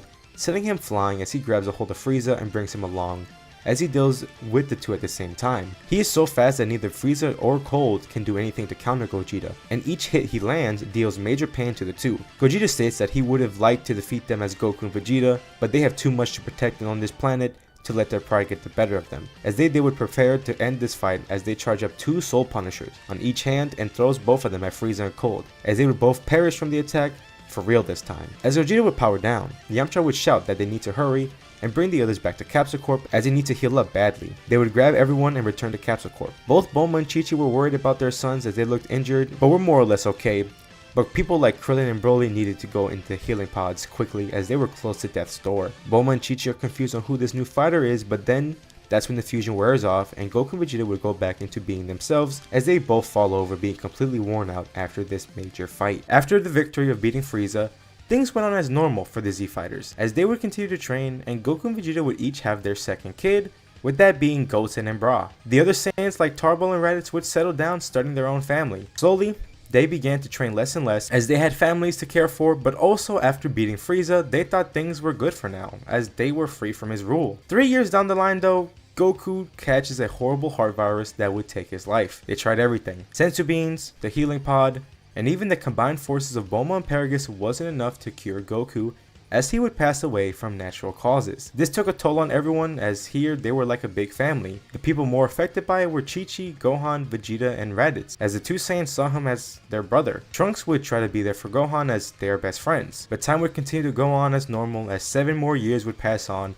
as everyone grew up. Vegeta, Raditz, and Broly were the only ones who continued training, as it was their way to cope with the loss of Goku, but also their way of still remembering him. But it was nothing too intense, as they would only master the Super Saiyan form, but never tap into Super Saiyan 2. As for Broly, he would just grow stronger in his base form. The other fighters lived on with their lives, as Gohan and Trunks both went to school together and lived like normal humans, not ever continuing their training. Goten and Bra grew to be close friends like their older siblings. The new tournament was coming up and everyone decided to go participate in it, as they thought it would be a good way to feel close to Goku. Goten and Bra would participate in the kid division, as they did train a little bit with Vegeta and Raditz, and here I would say Goten would win here. They would still meet the Supreme Kai, as things would go on the same until they began taking Gohan's energy. Now with him being a lot weaker, they had to consume more of his energy to get enough to give to Babidi. The Supreme Kai would still hold them all back, much to everyone's disagreement. The group would decide to follow the underlings, but Trunks would stay behind to tend to Gohan. So Vegeta, Broly, Tarbell,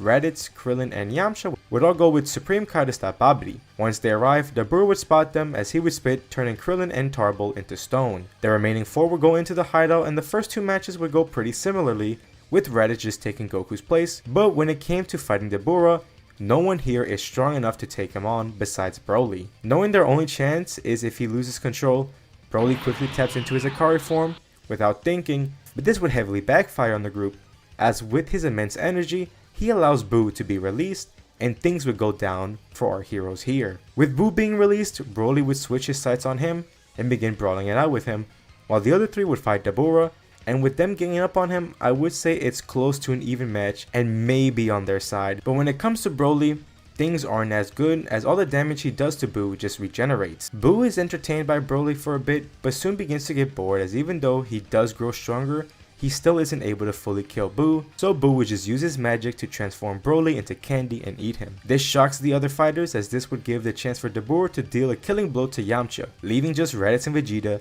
and they wouldn't stand a chance against Dabura or Buu. Gohan and Trunks sensed everything that happened, and they couldn't believe it, as they would want to go help, but Paragus stops them, saying that they would just get themselves killed and they need to hide out. Supreme Kai stands there shocked how he failed to stop Buu, as he would try to use the Kai Kai to leave, but Dabura would try to attack Supreme Kai, but Kibito sacrifices himself to save the Supreme Kai. Now if you cannot tell yet, in this what if scenario, this is the future timeline of events. Y'all may be confused on where I'm going with this, but let me just explain further. Gohan, Trunks, Goten, Bra, Chi-Chi, Bulma, and Paragus will retreat back to Capsule Corp as they ask what is going on. With a saddened face, Trunks, Gohan, and Paragus tells them what they think happened, as they cannot sense the life energy of everyone else. Everyone would break down after hearing the news, but Gohan, Trunks, and Paragus try to stay strong now, as they are some of the last defenses of Earth. Gohan and Trunks remembered about the time chamber that their fathers used many years ago, as they would have tried the time chamber and trained in the lookout, but that did little for Gohan and Trunks, even when they stayed there for 2 years. Buu would find them as they would try to fight but barely survived that encounter, as that did not come without a cost, as Buu completely destroyed the lookout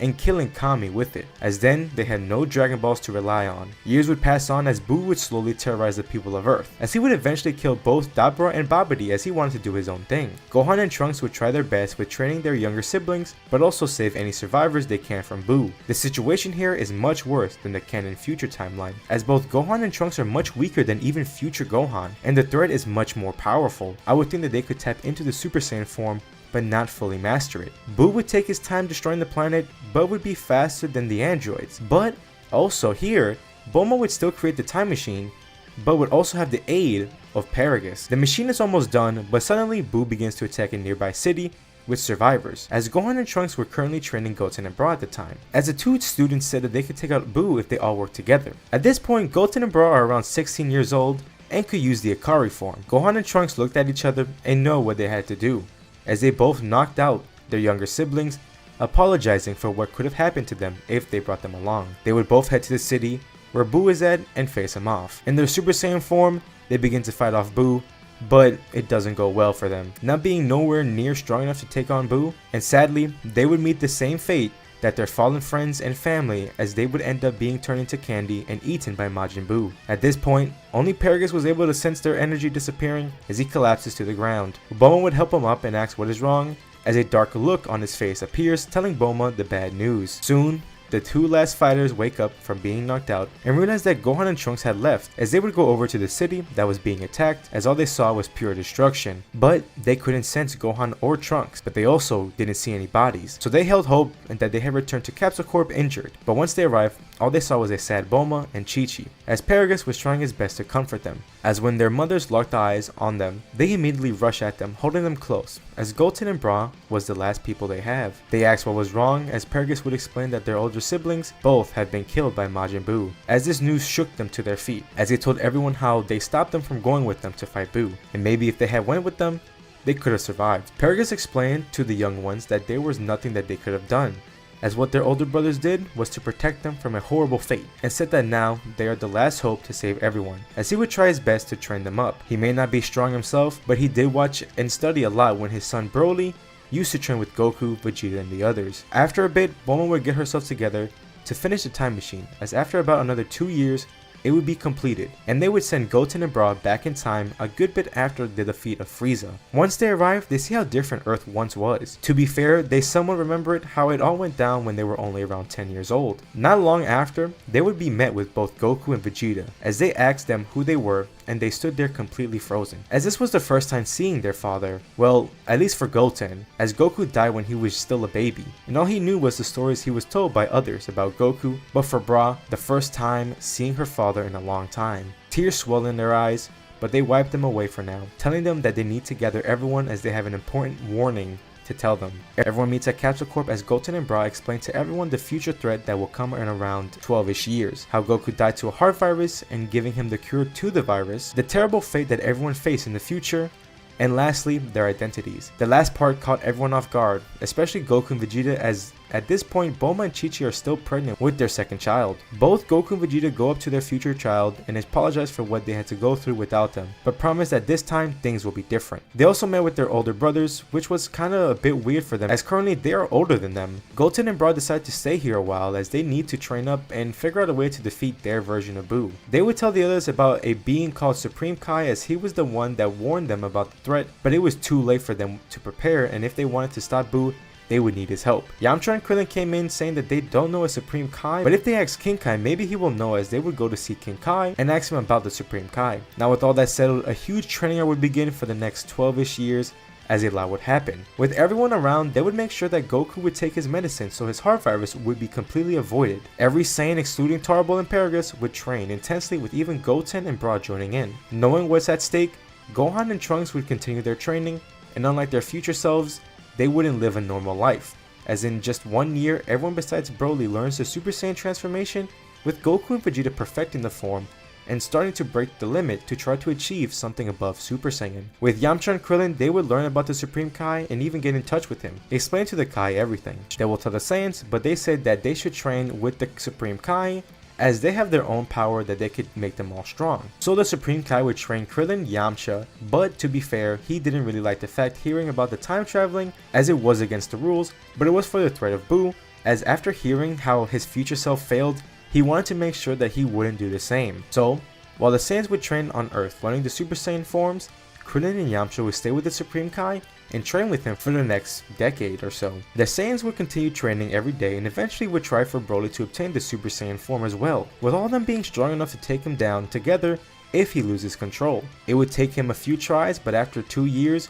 Broly learned how to control his power and be able to transform into a Super Saiyan. And at that same time, Goku and Vegeta would learn the Super Saiyan 2 transformation, as now all the other Saiyans would aim to achieve that power as well. For the rest of the time, everyone would just train until the time came for when Babidi would arrive on Earth. In the last part, we discussed how everyone has been training, but let's go a bit deeper and quickly go over how everyone is. At this point, Goku and Vegeta remained the top, having mastered Super Saiyan 2 and even reached another level, and currently wouldn't be as much of use to them as of right now. Next would be Raditz, as he as well learned the Super Saiyan 2 form, but a bit later than Goku and Vegeta. Broly wouldn't be far behind, but technically he would be stronger if he allowed himself to go all out. Gohan, Trunks, Goten and Bra all are around the same level, but something that no one expected was the bond Goten and Bra created over the decade, as they really got in close with each other, which shocked the rest of the Son and Vegeta family, and to the younger versions of themselves when they look at each other with a shocked face. Goku jokes saying that they maybe soon will be actually brothers, as Vegeta would punch him, sending him flying away. Also, Yamcha and Krillin would have returned with the Supreme Kai as they achieved a new transformation during their time training with the Supreme Kai, calling it their mystic form, as they would have attained it normally, with Yamcha holding the sword and breaking it, releasing the Elder Kai, and during that decade of training, they were close to obtaining another level of power, but they couldn't obtain it just yet. This time around, they wouldn't need to join the tournament, as Goten and Bra did remember the general direction of where Babidi's hidden base was, and with the whole group going, this time around, they would be able to find it easily. Babidi would be shocked seeing this large group here, as he didn't think they would find him, so Babidi would send out Dabura with his 2 other underlings. Goten and Bra asked if they could handle this for practice for when they have to face Buu off by themselves. Dabura will send off Pui Pui and Yakan to fight the two, and Bra and Goten would have no problem facing them, as Goten would make Yakan explode with all the energy he would give him. Bra would be far stronger than Pui Pui and easily take him down without any problem. Dabura is shocked, but he believed that he is far stronger than these two, which would have been the case if they didn't train for 10 plus years. Yes, the overall group may have been weaker before the over 10 years of training compared to the canon Z fighters, but with all these Saiyans training intensely and also having the healing pods at their disposal, their growth would have far exceeded the canon group at this point in time. Hell, one of them would be enough to take down Dabura, so both of them would be overkill for him, as he doesn't stand a chance even if he tried his spitting attack. Those two would be far too fast and be able to dodge all of his attacks, and even if one got hit, the other would easily be able to defeat Dabura, bringing the other back. But one thing that will bite them in the butt is that they grew cocky as they were torturing Dabura, dealing all their pent-up anger on him. Babidi is stunned as he doesn't understand how his plan is going bad and how the Z fighters know so much. Popovich and Yamu will return to Babidi, as here they don't have any good energy, but Vegeta would spot them and kill them right off the bat, now allowing them to reach Babidi. Everyone thinks it's over, but Babidi's hideout exploded as Majin Buu would emerge from the smoke, as the energy he got from the fight from Babidi's minions and Goten and Bra was enough to bring him to be released. This shocked the Supreme Kai as he wanted to avoid this at all costs, but the others didn't seem to be scared of the situation, as they think that they could handle it. Goten and Bra together would fight off Buu, throwing combination attacks at Buu and any move they learned during their time training, but it wouldn't be enough. They are strong, no doubt, but they do not possess the amount of strength to completely erase Buu, so that he can no longer regenerate.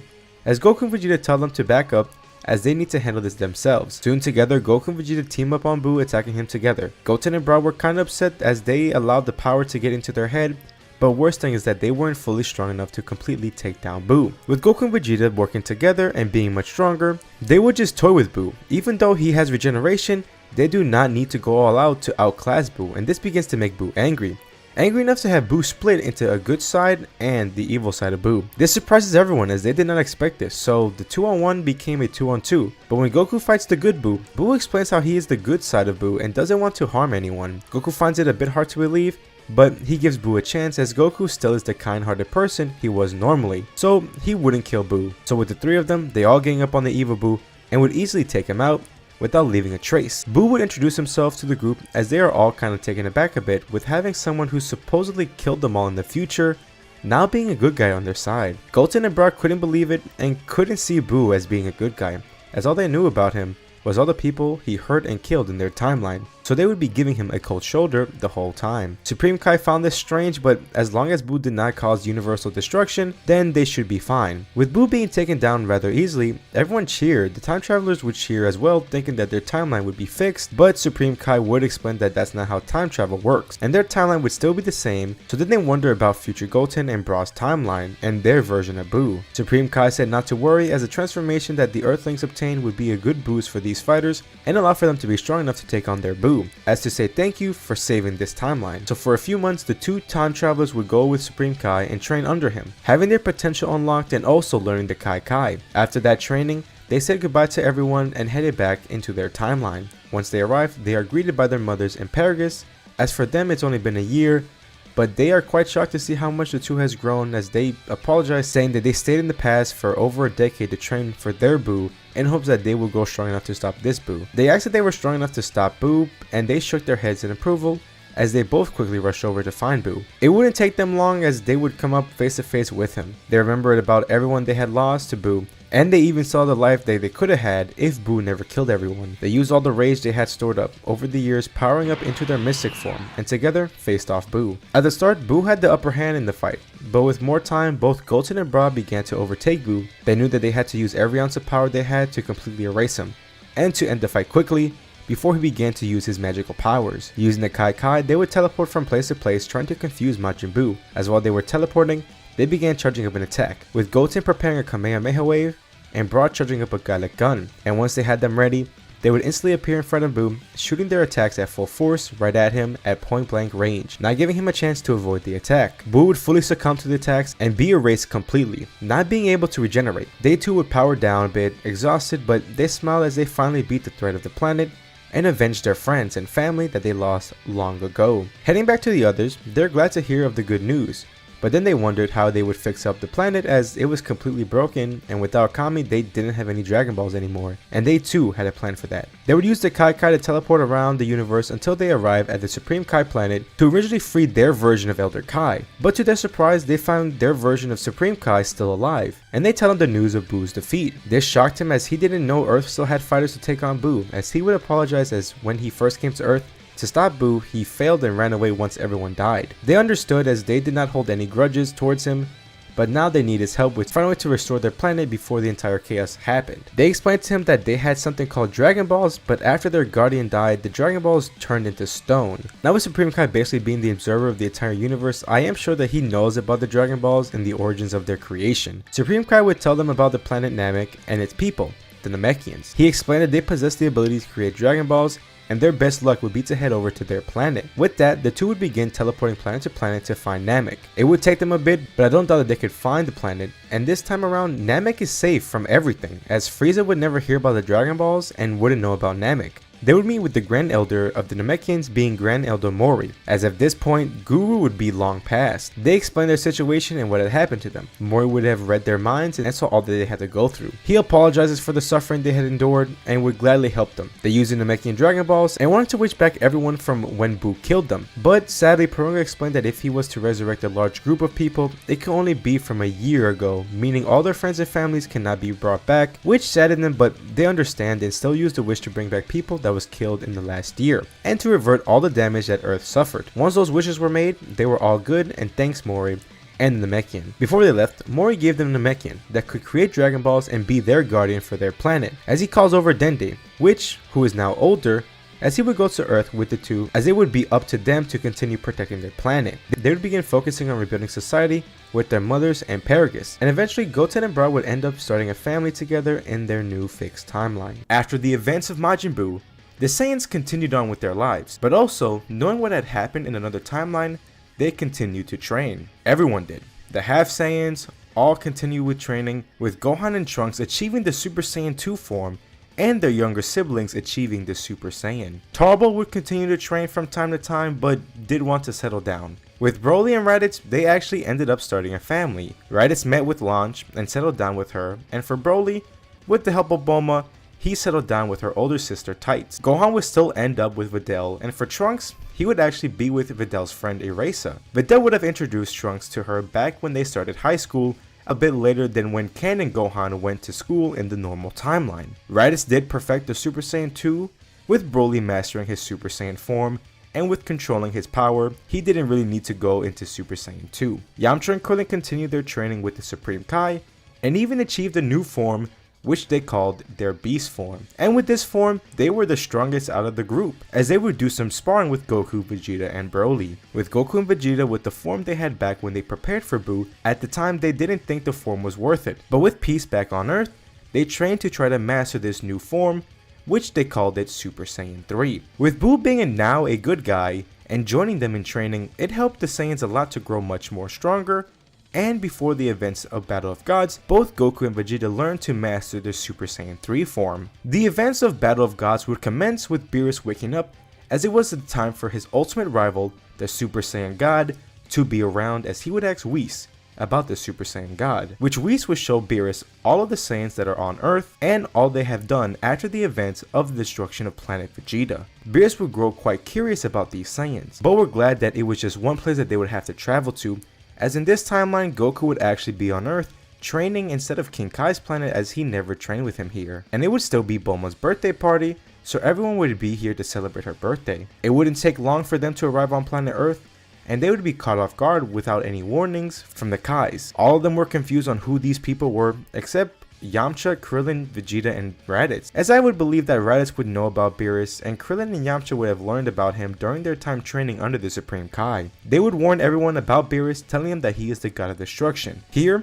everyone would try to show their respect, even Goku, as he would have no problem listening to Vegeta, as he is like an older brother to him. He would spend some time eating the various foods at the party, and have some fun, but that would all be cut with Majin Buu, as their fight over pudding would still occur, as when he grows angry, that is when everyone would get into a fighting stance, all going right at Beerus to fight him. Gohan and Trunks would fuse, knowing how dangerous this person is, and they would need all the power they have. The two young Half Saiyans would try to face Beerus, but with just a finger, he would take both Goten and Bra out without any trouble until the fusion of Gohan and Trunks goes to strike Beerus. Gohan strikes Beerus going all out. Beerus, however, found their fusion to be rather annoying and their power being nothing to him, so before they could even transform, he would knock them both out in one punch, as the fusion would undo as both Gohan and Trunks are knocked out. Yamcha and Krillin, both in their newly acquired beast form, tried their best with Beerus, as he was somewhat entertained with the two fighters, as they were no doubt the strongest and even had God Ki. They stood the best chance with these new power-ups, as they were strong in their own right, and made Beerus use more of his power, but only around 40%, as even with their best efforts throwing all they had against Beerus, they would end up being knocked out. Beerus did say that the power they possessed was incredible, but the only downfall is the fact that they are only Earthlings, and if maybe one of the Saiyans obtained that power, then maybe he could have been the Super Saiyan God that he has been looking for. Raditz would then rush at Beerus in his Super Saiyan 2 form, but that would prove to be rather useless. Goku and Vegeta powers up into their Super Saiyan 3 form, as they would tell Broly that he needs to lose control if they will have any hope in stopping Beerus, as then they would try to rush him down. With 2 Master Super Saiyan 3s, this makes Beerus use a little more power, but even then, they are nothing to him. Even with their combined forces and teamwork, it was no match for the God of Destruction, as with a simple power-up, he easily would take out one of them and then the other in the same second. The supposedly strongest fighters of the planet were both taken out with no effort, as everyone began to show fear. Broly, seeing all of his friends and family being hurt, he allowed himself to lose control and break his limit, going into his full power Super Saiyan form and began to brawl it out with Beerus. At the start of the fight, Broly isn't much for Beerus, but Beerus does slowly sense how Broly continues to grow stronger the longer they fight, and after a while, Beerus begins to have to try more and more. Even though if it's not much for Beerus, the fight looks intense, with each blow that Broly lands on Beerus creating a massive pressure wave. Beerus found Broly interesting, as if he did some training with Whis, he could definitely be a worthy fighter, but at his current state, it would take him some time to become a good fight for Beerus. When Broly is distracting Beerus, they would summon Shenron to wish for the Super Saiyan God, but like in the movie, that isn't possible, as he would explain the backstory of the Super Saiyan God and its ritual. Unlike in the movie though, in this timeline they have plenty of Saiyans to do the ritual, but then they asked who would become the Super Saiyan God, as it was between both Vegeta and Goku, but then they thought about fusing it to Gogeta just to make sure it would be enough to beat Beerus. Goku and Vegeta would both fuse into Gogeta once again, and their ritual would be performed on Gogeta, as he would obtain the Super Saiyan God form. The moment he obtains the form, that is when Beerus knocked out Broly, as he was getting quite angry and bored of Broly, but his attention quickly is directed to Gogeta, as he sensed the God Ki coming from that fighter. He asked Gogeta who he is, as he didn't see him earlier, as Gogeta would introduce himself. I was the fighters Goku and Vegeta, but now I am the fighter that will defeat you. Beerus smirks at this comment, being open to this new challenge. Without another word, the fight would begin, as the two would clash against each other. This fight is mind-blowing, with everyone having a hard time to try to keep up with what is going on. They move all around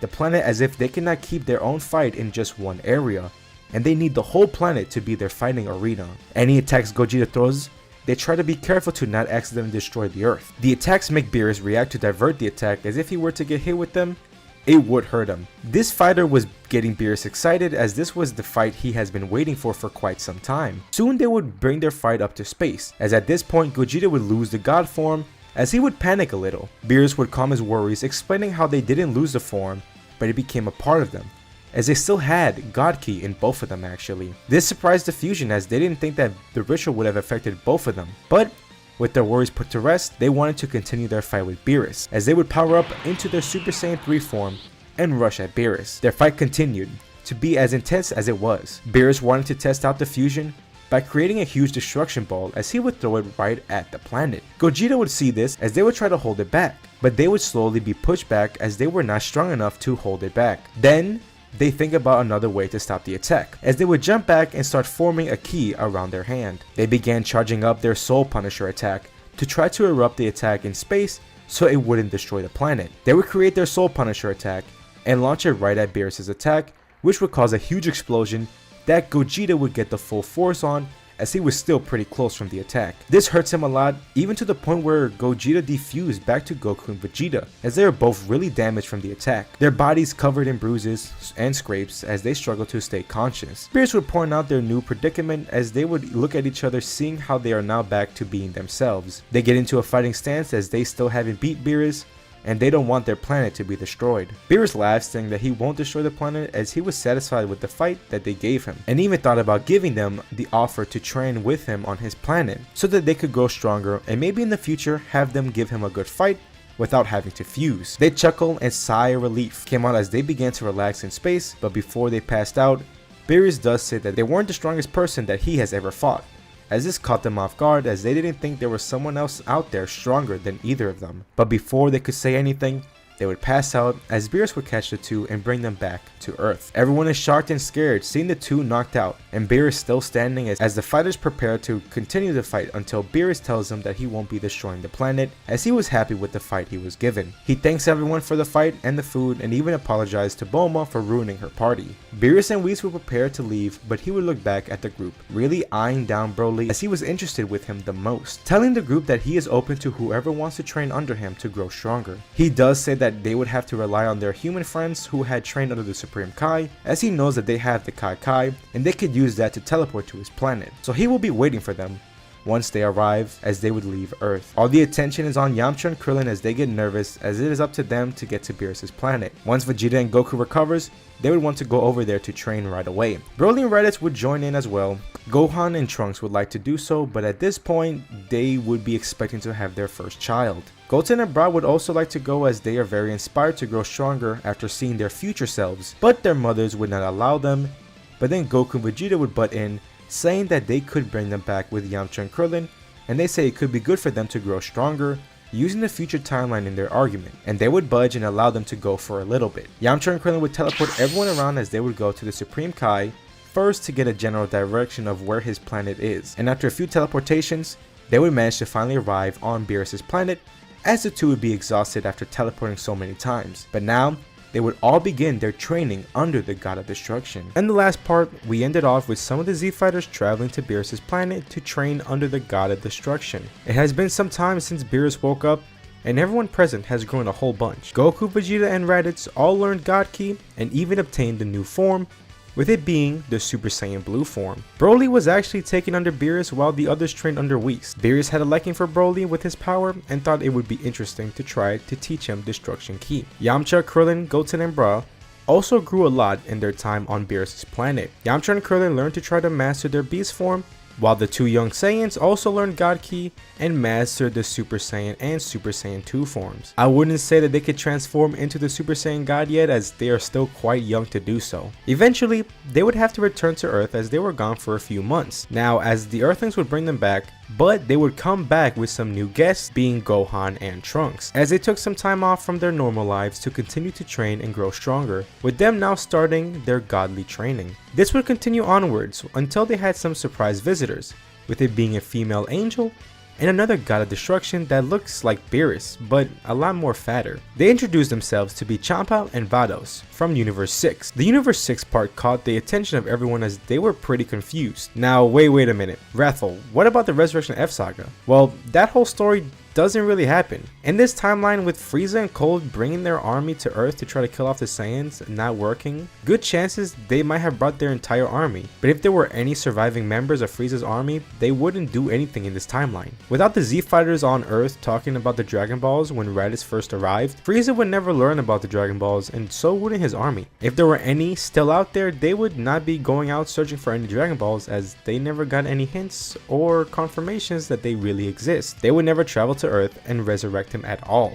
Back to the story, Whis would explain to the others about the other 11 universes that they are, which completely shocked them as they didn't think there were more universes out there. Like normally, Beerus and Champa would be arguing between each other about who has the better universe, as they were about to start a fight until their respective angels warned them that it was against the rules. They would try to settle it with their food competition, but that too would not work out for them. And so both Goku and Vegeta would suggest a tournament between the fighters from each universe, which the two gods liked the idea. They agreed on a 5-man team on each side to compete in this tournament, and whoever would win would have all the Super Dragon Balls. Once Champa leaves, Beerus gets serious and begins to think on who to put on his 5-fighter team, as he does have many options here compared to the canon timeline. He instantly picks Broly, Goku, Vegeta, and Raditz, but still needs one more fighter. Gohan and Trunks would decline as they believe there are better options. Goku would suggest Majin Buu, but Vegeta would shut that down, saying Buu is strong, but he isn't exactly an intelligent being and may not understand the tournament rules. Yamcha barges in a bit annoyed that they forgot about him and Krillin, as they would apologize. Krillin wouldn't mind sitting out on this and allowed Yamcha to be the 5th fighter for this tournament. So the team would be made up of Broly, Goku, Vegeta, Raditz, and Yamcha. But the lineup for the tournament in order would be Goku, Yamcha, Vegeta, Raditz, and Broly. Like in the normal timeline, everyone would go to watch the tournament, and for the fighters sitting out on this event, they would spectate to see what type of fighters that another universe would have. Here, taking the test prior, everyone would pass, with the person almost failing being just Broly, but since he and Goku has been around the Brief family a lot more, they would not be as dumb as they were in canon. Going through the tournament, Goku's first fight would be against Universe 6's first fighter, Botamo. Goku would start off attacking Botamo, but would quickly see how his attacks would have no effect on him, even going as far as powering up in his Super Saiyan form, but not even that is enough. He would soon realize that any physical attacks won't have an effect on him, so knowing how this is a tournament with the basic rules, he would end up pushing Botamo down and begin picking him up and pushing him off the arena, winning the first match. Moving on to the next fight, Goku would be going up against Frost. Now this would change a bit, mainly with the fact that Goku doesn't trust Frost at all. After hearing all the bad stuff Frieza did, and especially what he did to his brother, he didn't like Frieza one bit. And knowing how evil Frieza was, hearing this person who is like Frieza being good is hard for him to believe, so he would just keep his guard up with him and would just want to end the fight fast. When the others saw Frost, they grew shocked that even in another universe, there are more people like Frieza. Seeing Frost gave Raditz some flashbacks back to when he served under Frieza, shaking his boots, but then he remembered how far he has grown since then, and tries to calm down, knowing things have changed, but the reminders he had were all permanent all over his body. Goku remains with a serious composure, not even sparking a conversation with Frost, and not even poking him to transform. Once the fight started, Goku instantly powered up into a Super Saiyan state, and with an angry look, rushed down at Frost, and with one strong punch to the face immediately sent him flying out of the arena, winning the match for Universe 7. Goku would power down and just walk away from Frost as he is still trying to recollect himself. Even though Frost never reveals his true self here, the others do not trust him being a good guy in his universe. With their instincts being correct, it allowed them to avoid Frost's cheating methods to win in the tournament, but this could be a good thing, at least for Frost in the future. Moving on to the next match would be Goku against Alto Vegeta. When the fight began, Goku immediately rushed at Vegeta,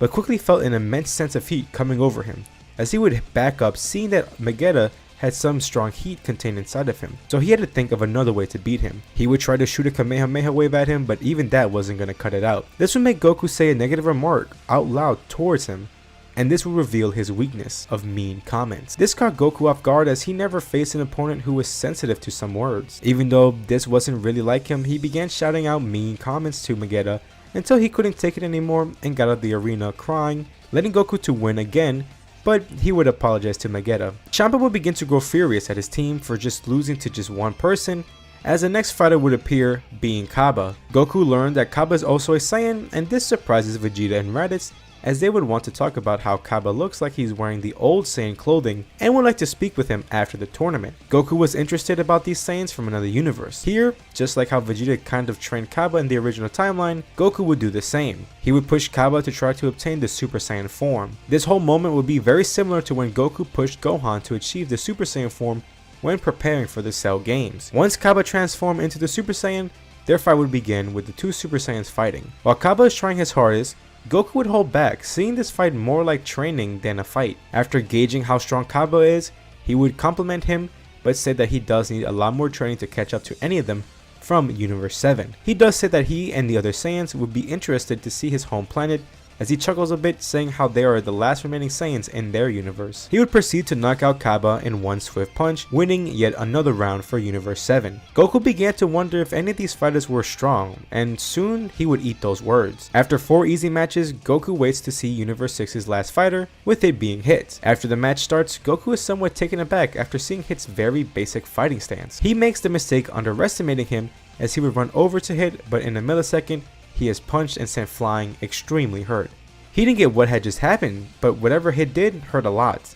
Noting his mistake of underestimating Hit, he knows not to make the same mistake as he powers up into his new form that he had acquired during his training under the gods. It is not just Super Saiyan Blue, it is a perfected version of Super Saiyan Blue. You could even call it an evolution. Vegeta and Raditz frown a bit as Goku is about to hog the entire tournament to himself, as they agreed not to use that form. During their time training under Whis, with them being a lot more stronger than the canon timeline, and also having all these strong training partners, the trio will be flying through the godly forms and learn to perfect the form a lot earlier, with working together to grow faster. Whis smiles, being pretty happy to see how much they had advanced in such a short amount of time. He would keep his composure, but Goku can see a bit of sweat going down his face. Goku smirks and would rush to Hit once again, but this time things are very different. Hit uses his time skip ability, but Goku is fast enough to break through it and see Hit's movements, as he would be able to dodge the attack and even land a punch on Hit, sending him back. Hit is completely shocked. This is the first time ever in his life to fight against someone who has broken his special ability. He didn't think it was ever possible,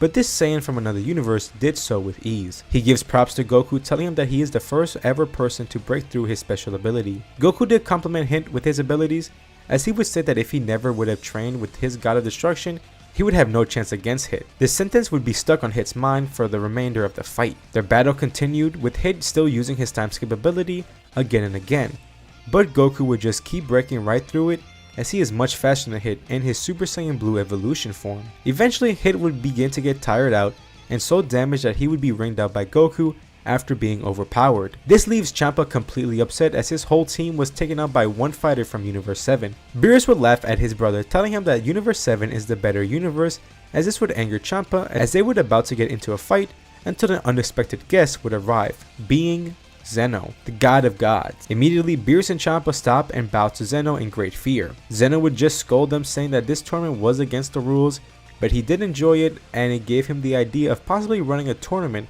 against every universe, which did excite the Saiyans. Also here, Goku would not be really friendly with Zeno, as with Raditz and Vegeta they would make sure that Goku would behave and show respect to Zeno. As quickly as he arrived, Zeno would leave, letting both Beerus and Champa be able to relax. Even though Beerus won, he wished back Champa's Earth, as he did in the normal timeline, as they would all return home, but with Raditz and Vegeta being a little upset with Goku as he kept all the fun to himself. We return back to the future timeline as things are once again in chaos, as we see both future Bra and Goten. They both are prepared to fight this new threat that arrived on their planet as the smoke clears. Goten stands there in complete fear and disbelief. The smoke dissipates to show Goku Black, Goten's deceased father. He couldn't believe his eyes. The man who has been destroying their home was his own father. Bra tried to snap him out of it, but nothing was working. She would try to face off against Goku Black, but would be taken down rather quickly. Goten finally snaps back to reality and rushes at his father. Even though he was the threat to their planet, he for some reason couldn't get himself to fight him all the way. Goten was holding back as he couldn't get himself to truly fight his own father. He still remembers all the time he spent with his father in the past timeline and couldn't see him turning out like this. Goten would as well not stand a chance, as they both would be tossed aside with little effort. They would try to escape with a time machine, but before they could leave,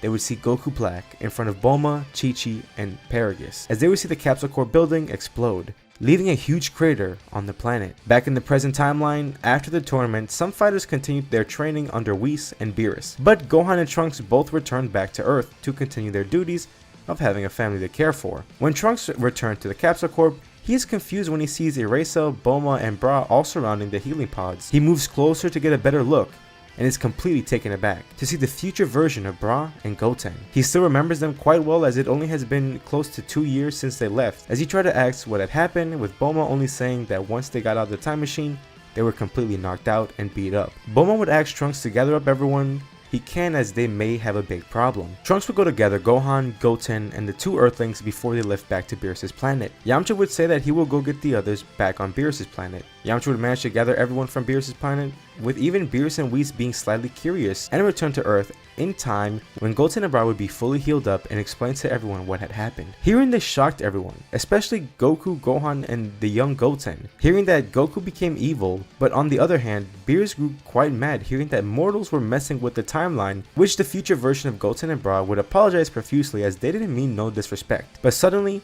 once they started talking with the God of Destruction, the sky would open up as Goku Black would appear from the rift, as this caught the attention of everyone. Goku would fly to Goku Black as he would talk to Goku Black, clearly showing his disgust expression, and without a word would fight off Goku Black. He powers up into a Super Saiyan, as Black would do so as well, as they would begin to fight it out. Goku is somewhat confused, as he could sense that Goku Black is a lot weaker compared to him, but then this thought would be cut short with Goku Black retreating rather quickly, seeing how this is a losing battle for him. Whis and Beerus would point out how Goku Black has a time ring, which is an item that only the Kais possesses, and this grows the curiosity of everyone. Goku would ask future Goten about their time machine so they could go to the future and stop him, but then Bulma would jump in, explaining how the time machine is pretty beat up and it may take some time for her to fix it up. So for the meantime, future Goten and Bra would spend time with their families in this timeline until the machine is up and running. They would spend time with their respective family to spend some time with them, and also reveal the terrible news of the recent deaths of their mothers in the future. Their family would try their best to comfort them, but even future Bra is really worried about future Goten, as once he saw his father being their enemy, it took a bit of a toll on him, as the Sun family could see that as well. The time travelers would spend some more time with their older brothers, seeing how their lives had changed drastically with starting their own family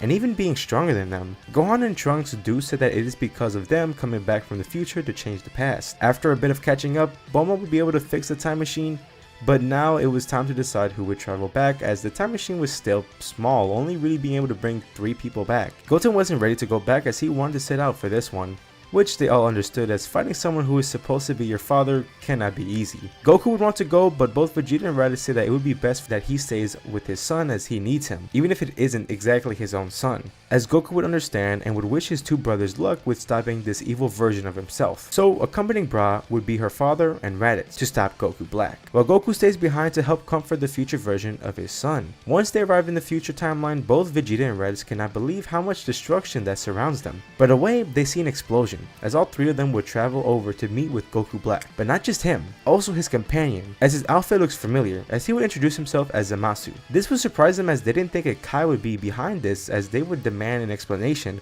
of all of this, as Zamasu would begin to explain his plan from the start, going from stealing Goku's body, wishing for immortality, and their plan to eradicate all mortals. All of this info completely blows the mind of the three Z fighters, but Raditz begins to get angry at Zamasu for what he did of taking over his brother's body and killing his family as well. Raditz would tell Vegeta and Bra to deal with Zamasu, as he will take care of Goku Black, as he immediately rushes over to prepare to take him down. Vegeta would get ready to fight Zamasu, but Bra would stop him, explaining how they technically cannot kill him as he's immortal, so they would need to come up with something else to take him down. In sleep, Vegeta would remember how he and Goku stopped someone back when they were still teenagers by sealing him away forever. So they would make a plan where Bra would go back over to the present timeline and meet Kami to learn how to use the technique to seal Zamasu, as it may be their only chance to take him out permanently. So Bra would retreat back to the present timeline, with Vegeta staying to fight Zamasu. With both Vegeta and Raditz being much stronger than the canon Vegeta and Goku at this time, with Super Saiyan Blue evolution, they were easily taking down both Goku Black and Zamasu without any real trouble. But unannounced to them, Goku Black was slowly throughout time, while fighting Raditz, would learn to control the power that the Saiyans had. And the body he stole from Goku was a Goku that had Super Saiyan evolution as well. Not following their same transformation, Goku Black would make his own unique form, calling it Super Saiyan Rose evolution. This transformation allowed to even the playing field for Goku Black, and now the fight between the two became more even.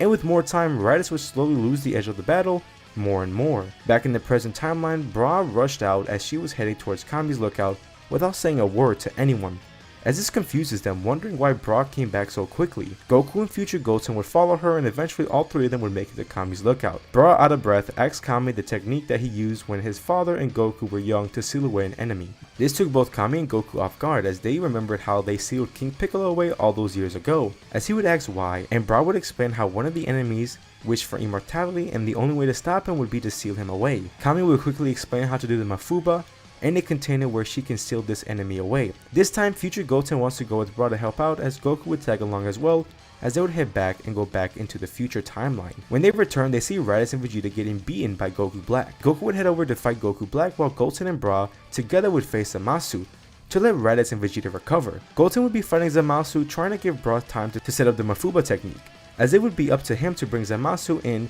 to have him be contained. Goten would be struggling a little with fighting Zamasu, as he is a bit weaker than the Kai. Once he would see that Bra would be ready, he would try his best to lure Zamasu closer to Bra. Goku would see this as well, as he begins to push Goku Black closer to the others. He is stronger than Goku Black currently, but he doesn't know for how long, so he waits to see Zamasu close enough for Bra so that Goku would send Goku Black flying into Zamasu, as they would bump into each other, and Bra would perform the Mafuba that would connect with both Zamasu and Goku Black, as they are both trapped into the container, and unlike in the anime, Bra would not forget the cover for the container, so they would not be able to break free and be sealed forever. Bra would fall over, being completely exhausted, as Goten would go over to her, being glad that they won. Goku and the others would come up to them as they would all celebrate. They would ask them what are they going to do next, as they did let them know that they have a new guardian so they could bring back the people that had perished by Goku Black and Zamasu. This would give them so much relief that they could bring stuff back to normal. Vegeta would pick up the container, as he said that they will keep this safe so that they cannot get out again.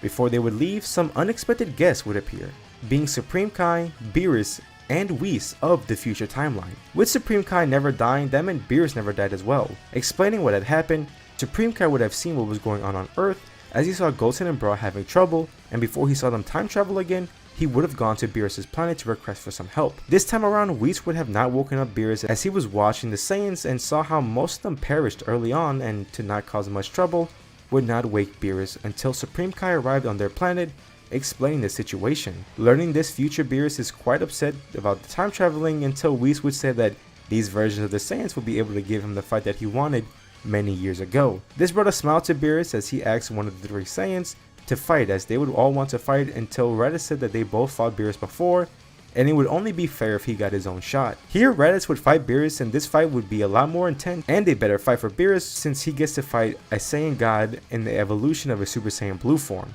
After the fight, Beerus would thank them for the fight but did say that they should return back home, as Bra would bring them back to their own timeline, thanking them all for the help as she would return, and her and Goten would go back to restoring their planet, wishing back everyone who had died. And Beerus would offer them to train to obtain the God forms for themselves, as they would take up this offer to train.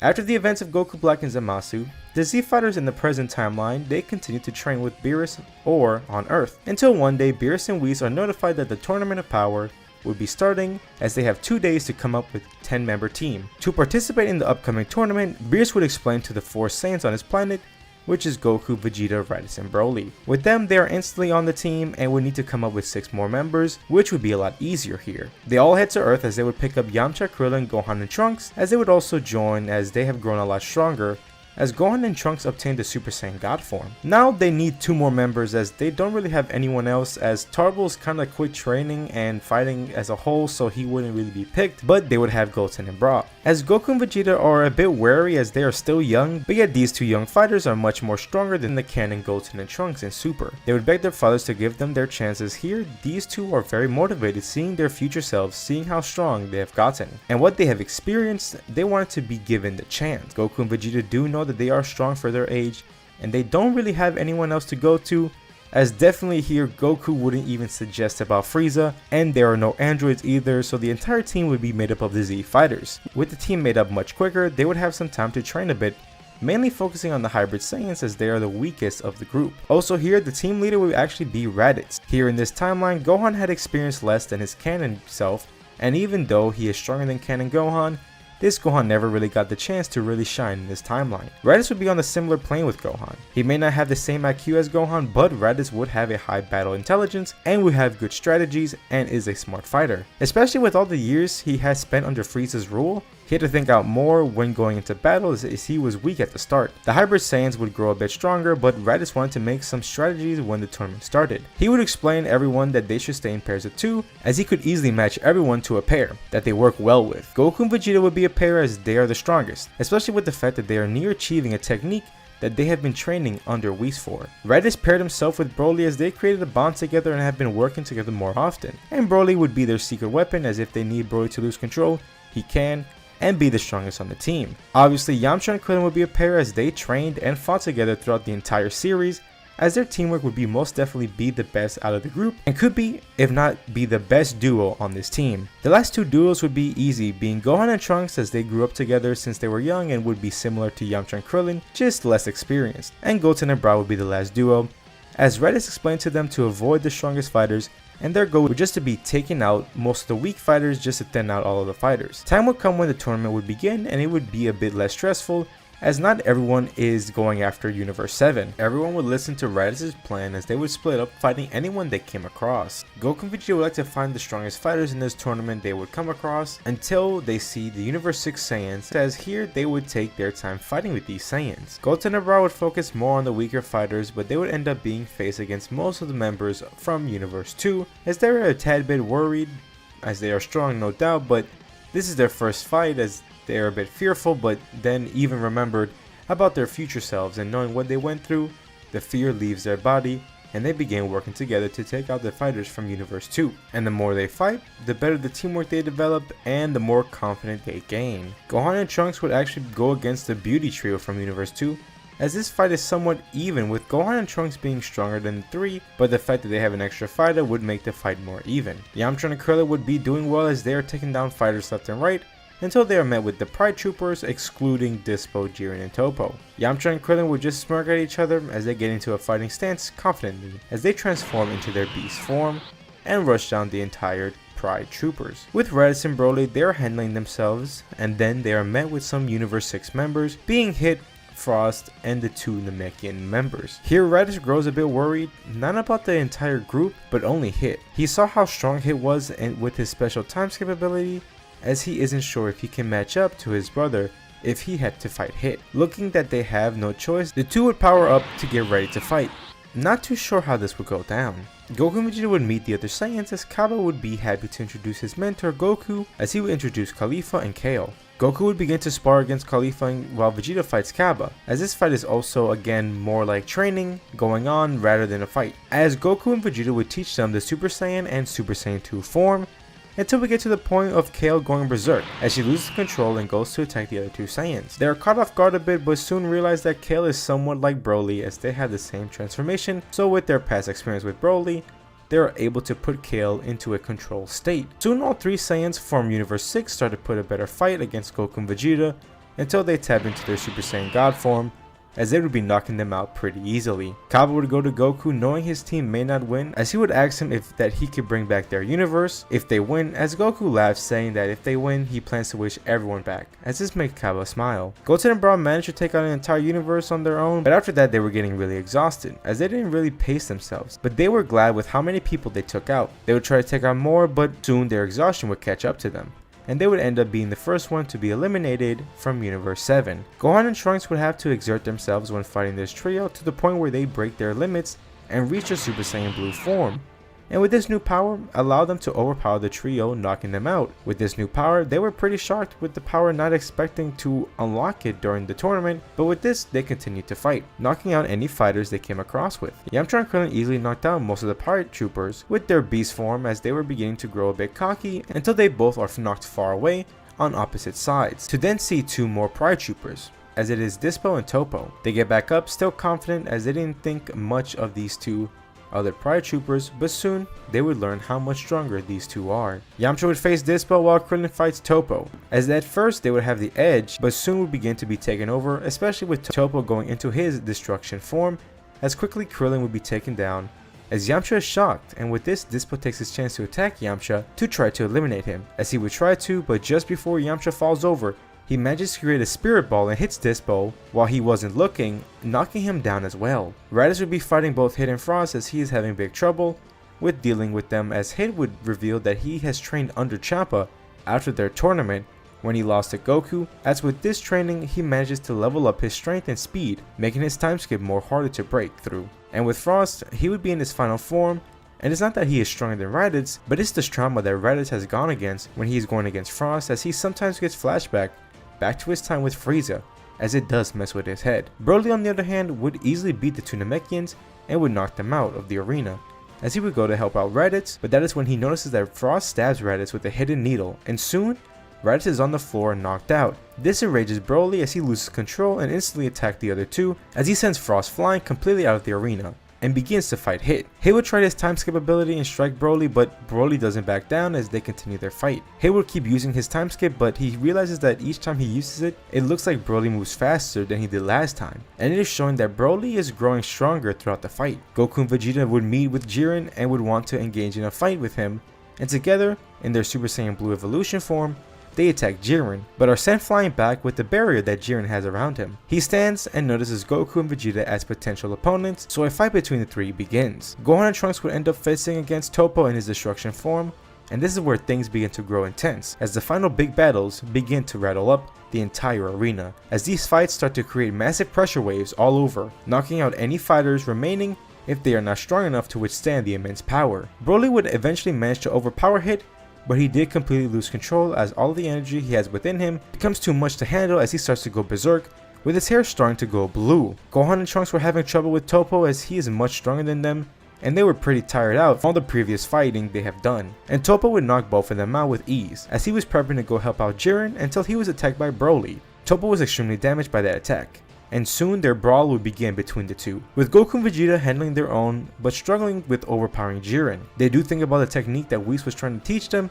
but they still never tapped into it once, and in my opinion they won't here. Let me explain. No offense to these versions of Goku and Vegeta, they are stronger than their canon selves, but also a lot different between these two versions of Goku and Vegeta. This what if scenario, Goku and Vegeta have a stronger bond and a good friendship, with less of that Saiyan pride, so if the need called for it, they would fuse or fight together to beat a greater evil to not risk anything, and they did that a lot here in this series, compared to the canon anime where they would rather not fight together and each have their own turn, which in turn would help them separately push themselves and break their limits, while this what if didn't really do that. So Goku and Vegeta would want to fuse just to make sure they could be strong enough to beat Jiren, but they really don't have the time to fuse until they see a barely standing Raditz behind them, as he says that he will stall them to give them time to fuse, but he warns them that he doesn't know how long he could last, and they would only have enough time for one attempt to fuse. Goku asks if he is sure, as Raditz is barely standing, but Raditz smirks, telling him that he's got this. While the two retreats, Raditz powers up into his Super Saiyan form and goes to fight Jiren. This attempt would be similar to Vegeta fighting Jiren, as Raditz is pretty weakened by Frost's poison, so he would just be a punching bag and eventually be knocked out, as he hopes he gave his brothers enough time to fuse, as a huge bright light emerges and shocks everyone, as Gogeta is revealed, as this gets Sano excited and allows this in the tournament. To the shock of everyone, all the angels and gods stand up and bow to the fused warrior, as when we get a closer look, Gogeta is in his Ultra Instinct Sign form. The boost with the fusion allowed the two Saiyans to tap into the technique that they have been trying to learn with Whis. With this massive power boost, they would rush over to Jiren and begins fighting him, as this is a complete turn in the fight, as they are much stronger than Jiren. Knowing what is at stake, they wouldn't waste any time and quickly eliminate Jiren before he could go full power. And at the same time, Broly would knock out Toppo, but Broly would still be out of control, but easily, Gogeta arrives and knocks out Broly in one swift punch. Everyone cheers with Universe 7's victory, as the others are all shocked with how powerful this one fighter is. The Grand Priest would ask Gogeta what their wish would be, as he would smile, wishing for all the universes to be brought back, and this would put a smile on the Grand Priest's face. After the Tournament of Power, the Saiyans remained on Earth for a while, as they had been on Beerus' planet for a good time, but they continued to train on Earth.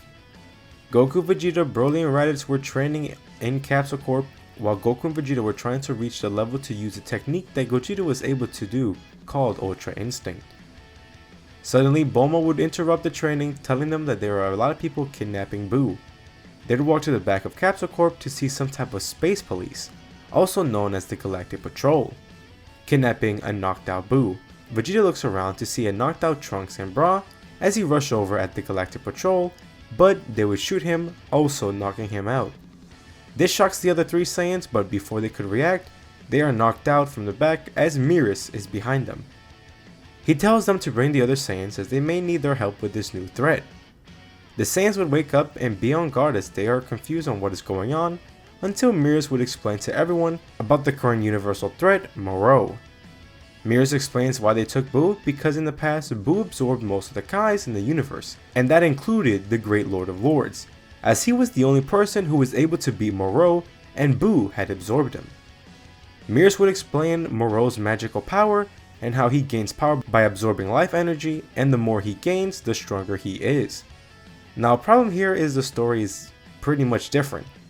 With not knowing where Moreau is, Moreau here would also be on his own, without any Frieza soldier, as the only reason he had the soldier with him was because of the fact about the Dragon Balls, and in this timeline Frieza never learned about that, so neither his army would, as Moreau wouldn't have a location to go to, so he would just be going planet to planet to absorb its energy.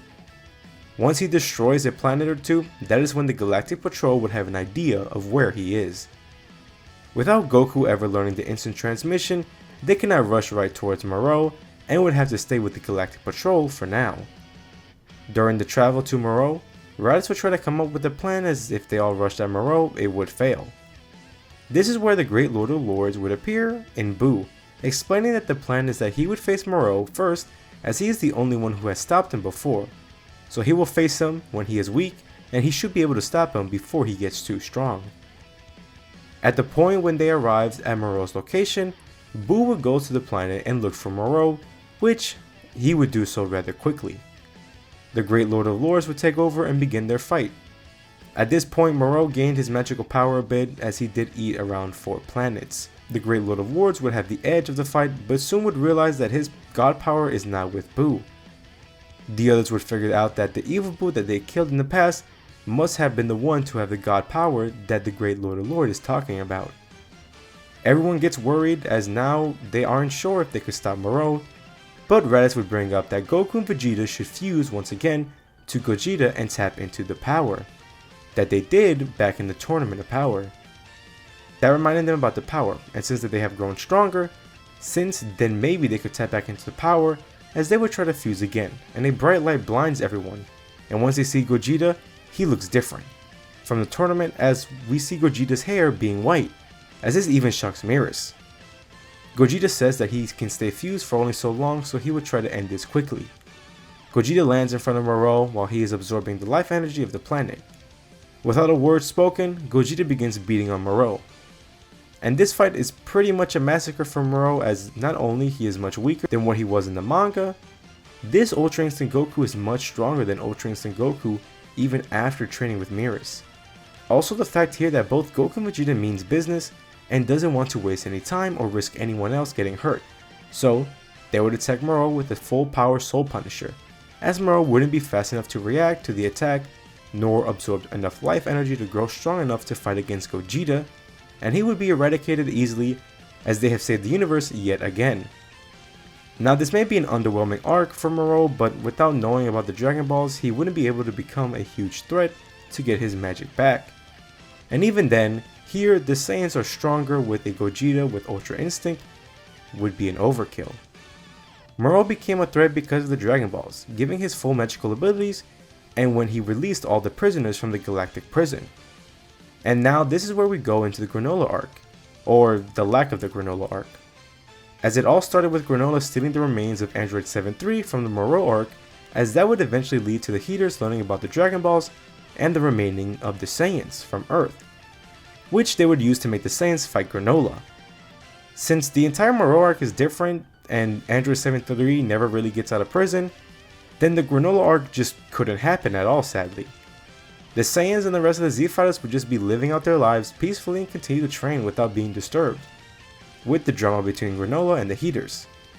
For the events on Granola's home planet, most likely he would just continue working for the Heaters until eventually he would go against them and fight them. He could take most of them out easily until he had to go up against Gas.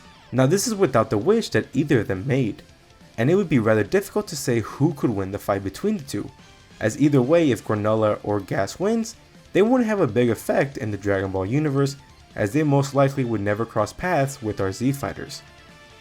With the superhero movie, that too wouldn't play out, as back at the start of the series, when Goku destroyed the Red Ribbon Army, he was much stronger, and also had the help of Vegeta. So no one would have survived from their attacks, so Dr. Hida would never be hired from the Red Ribbon Army to create Gamma 1 and 2, and would just remain in prison. So with all that threats gone or prevented, now the Z Fighters can finally continue on with their lives without any more future threats.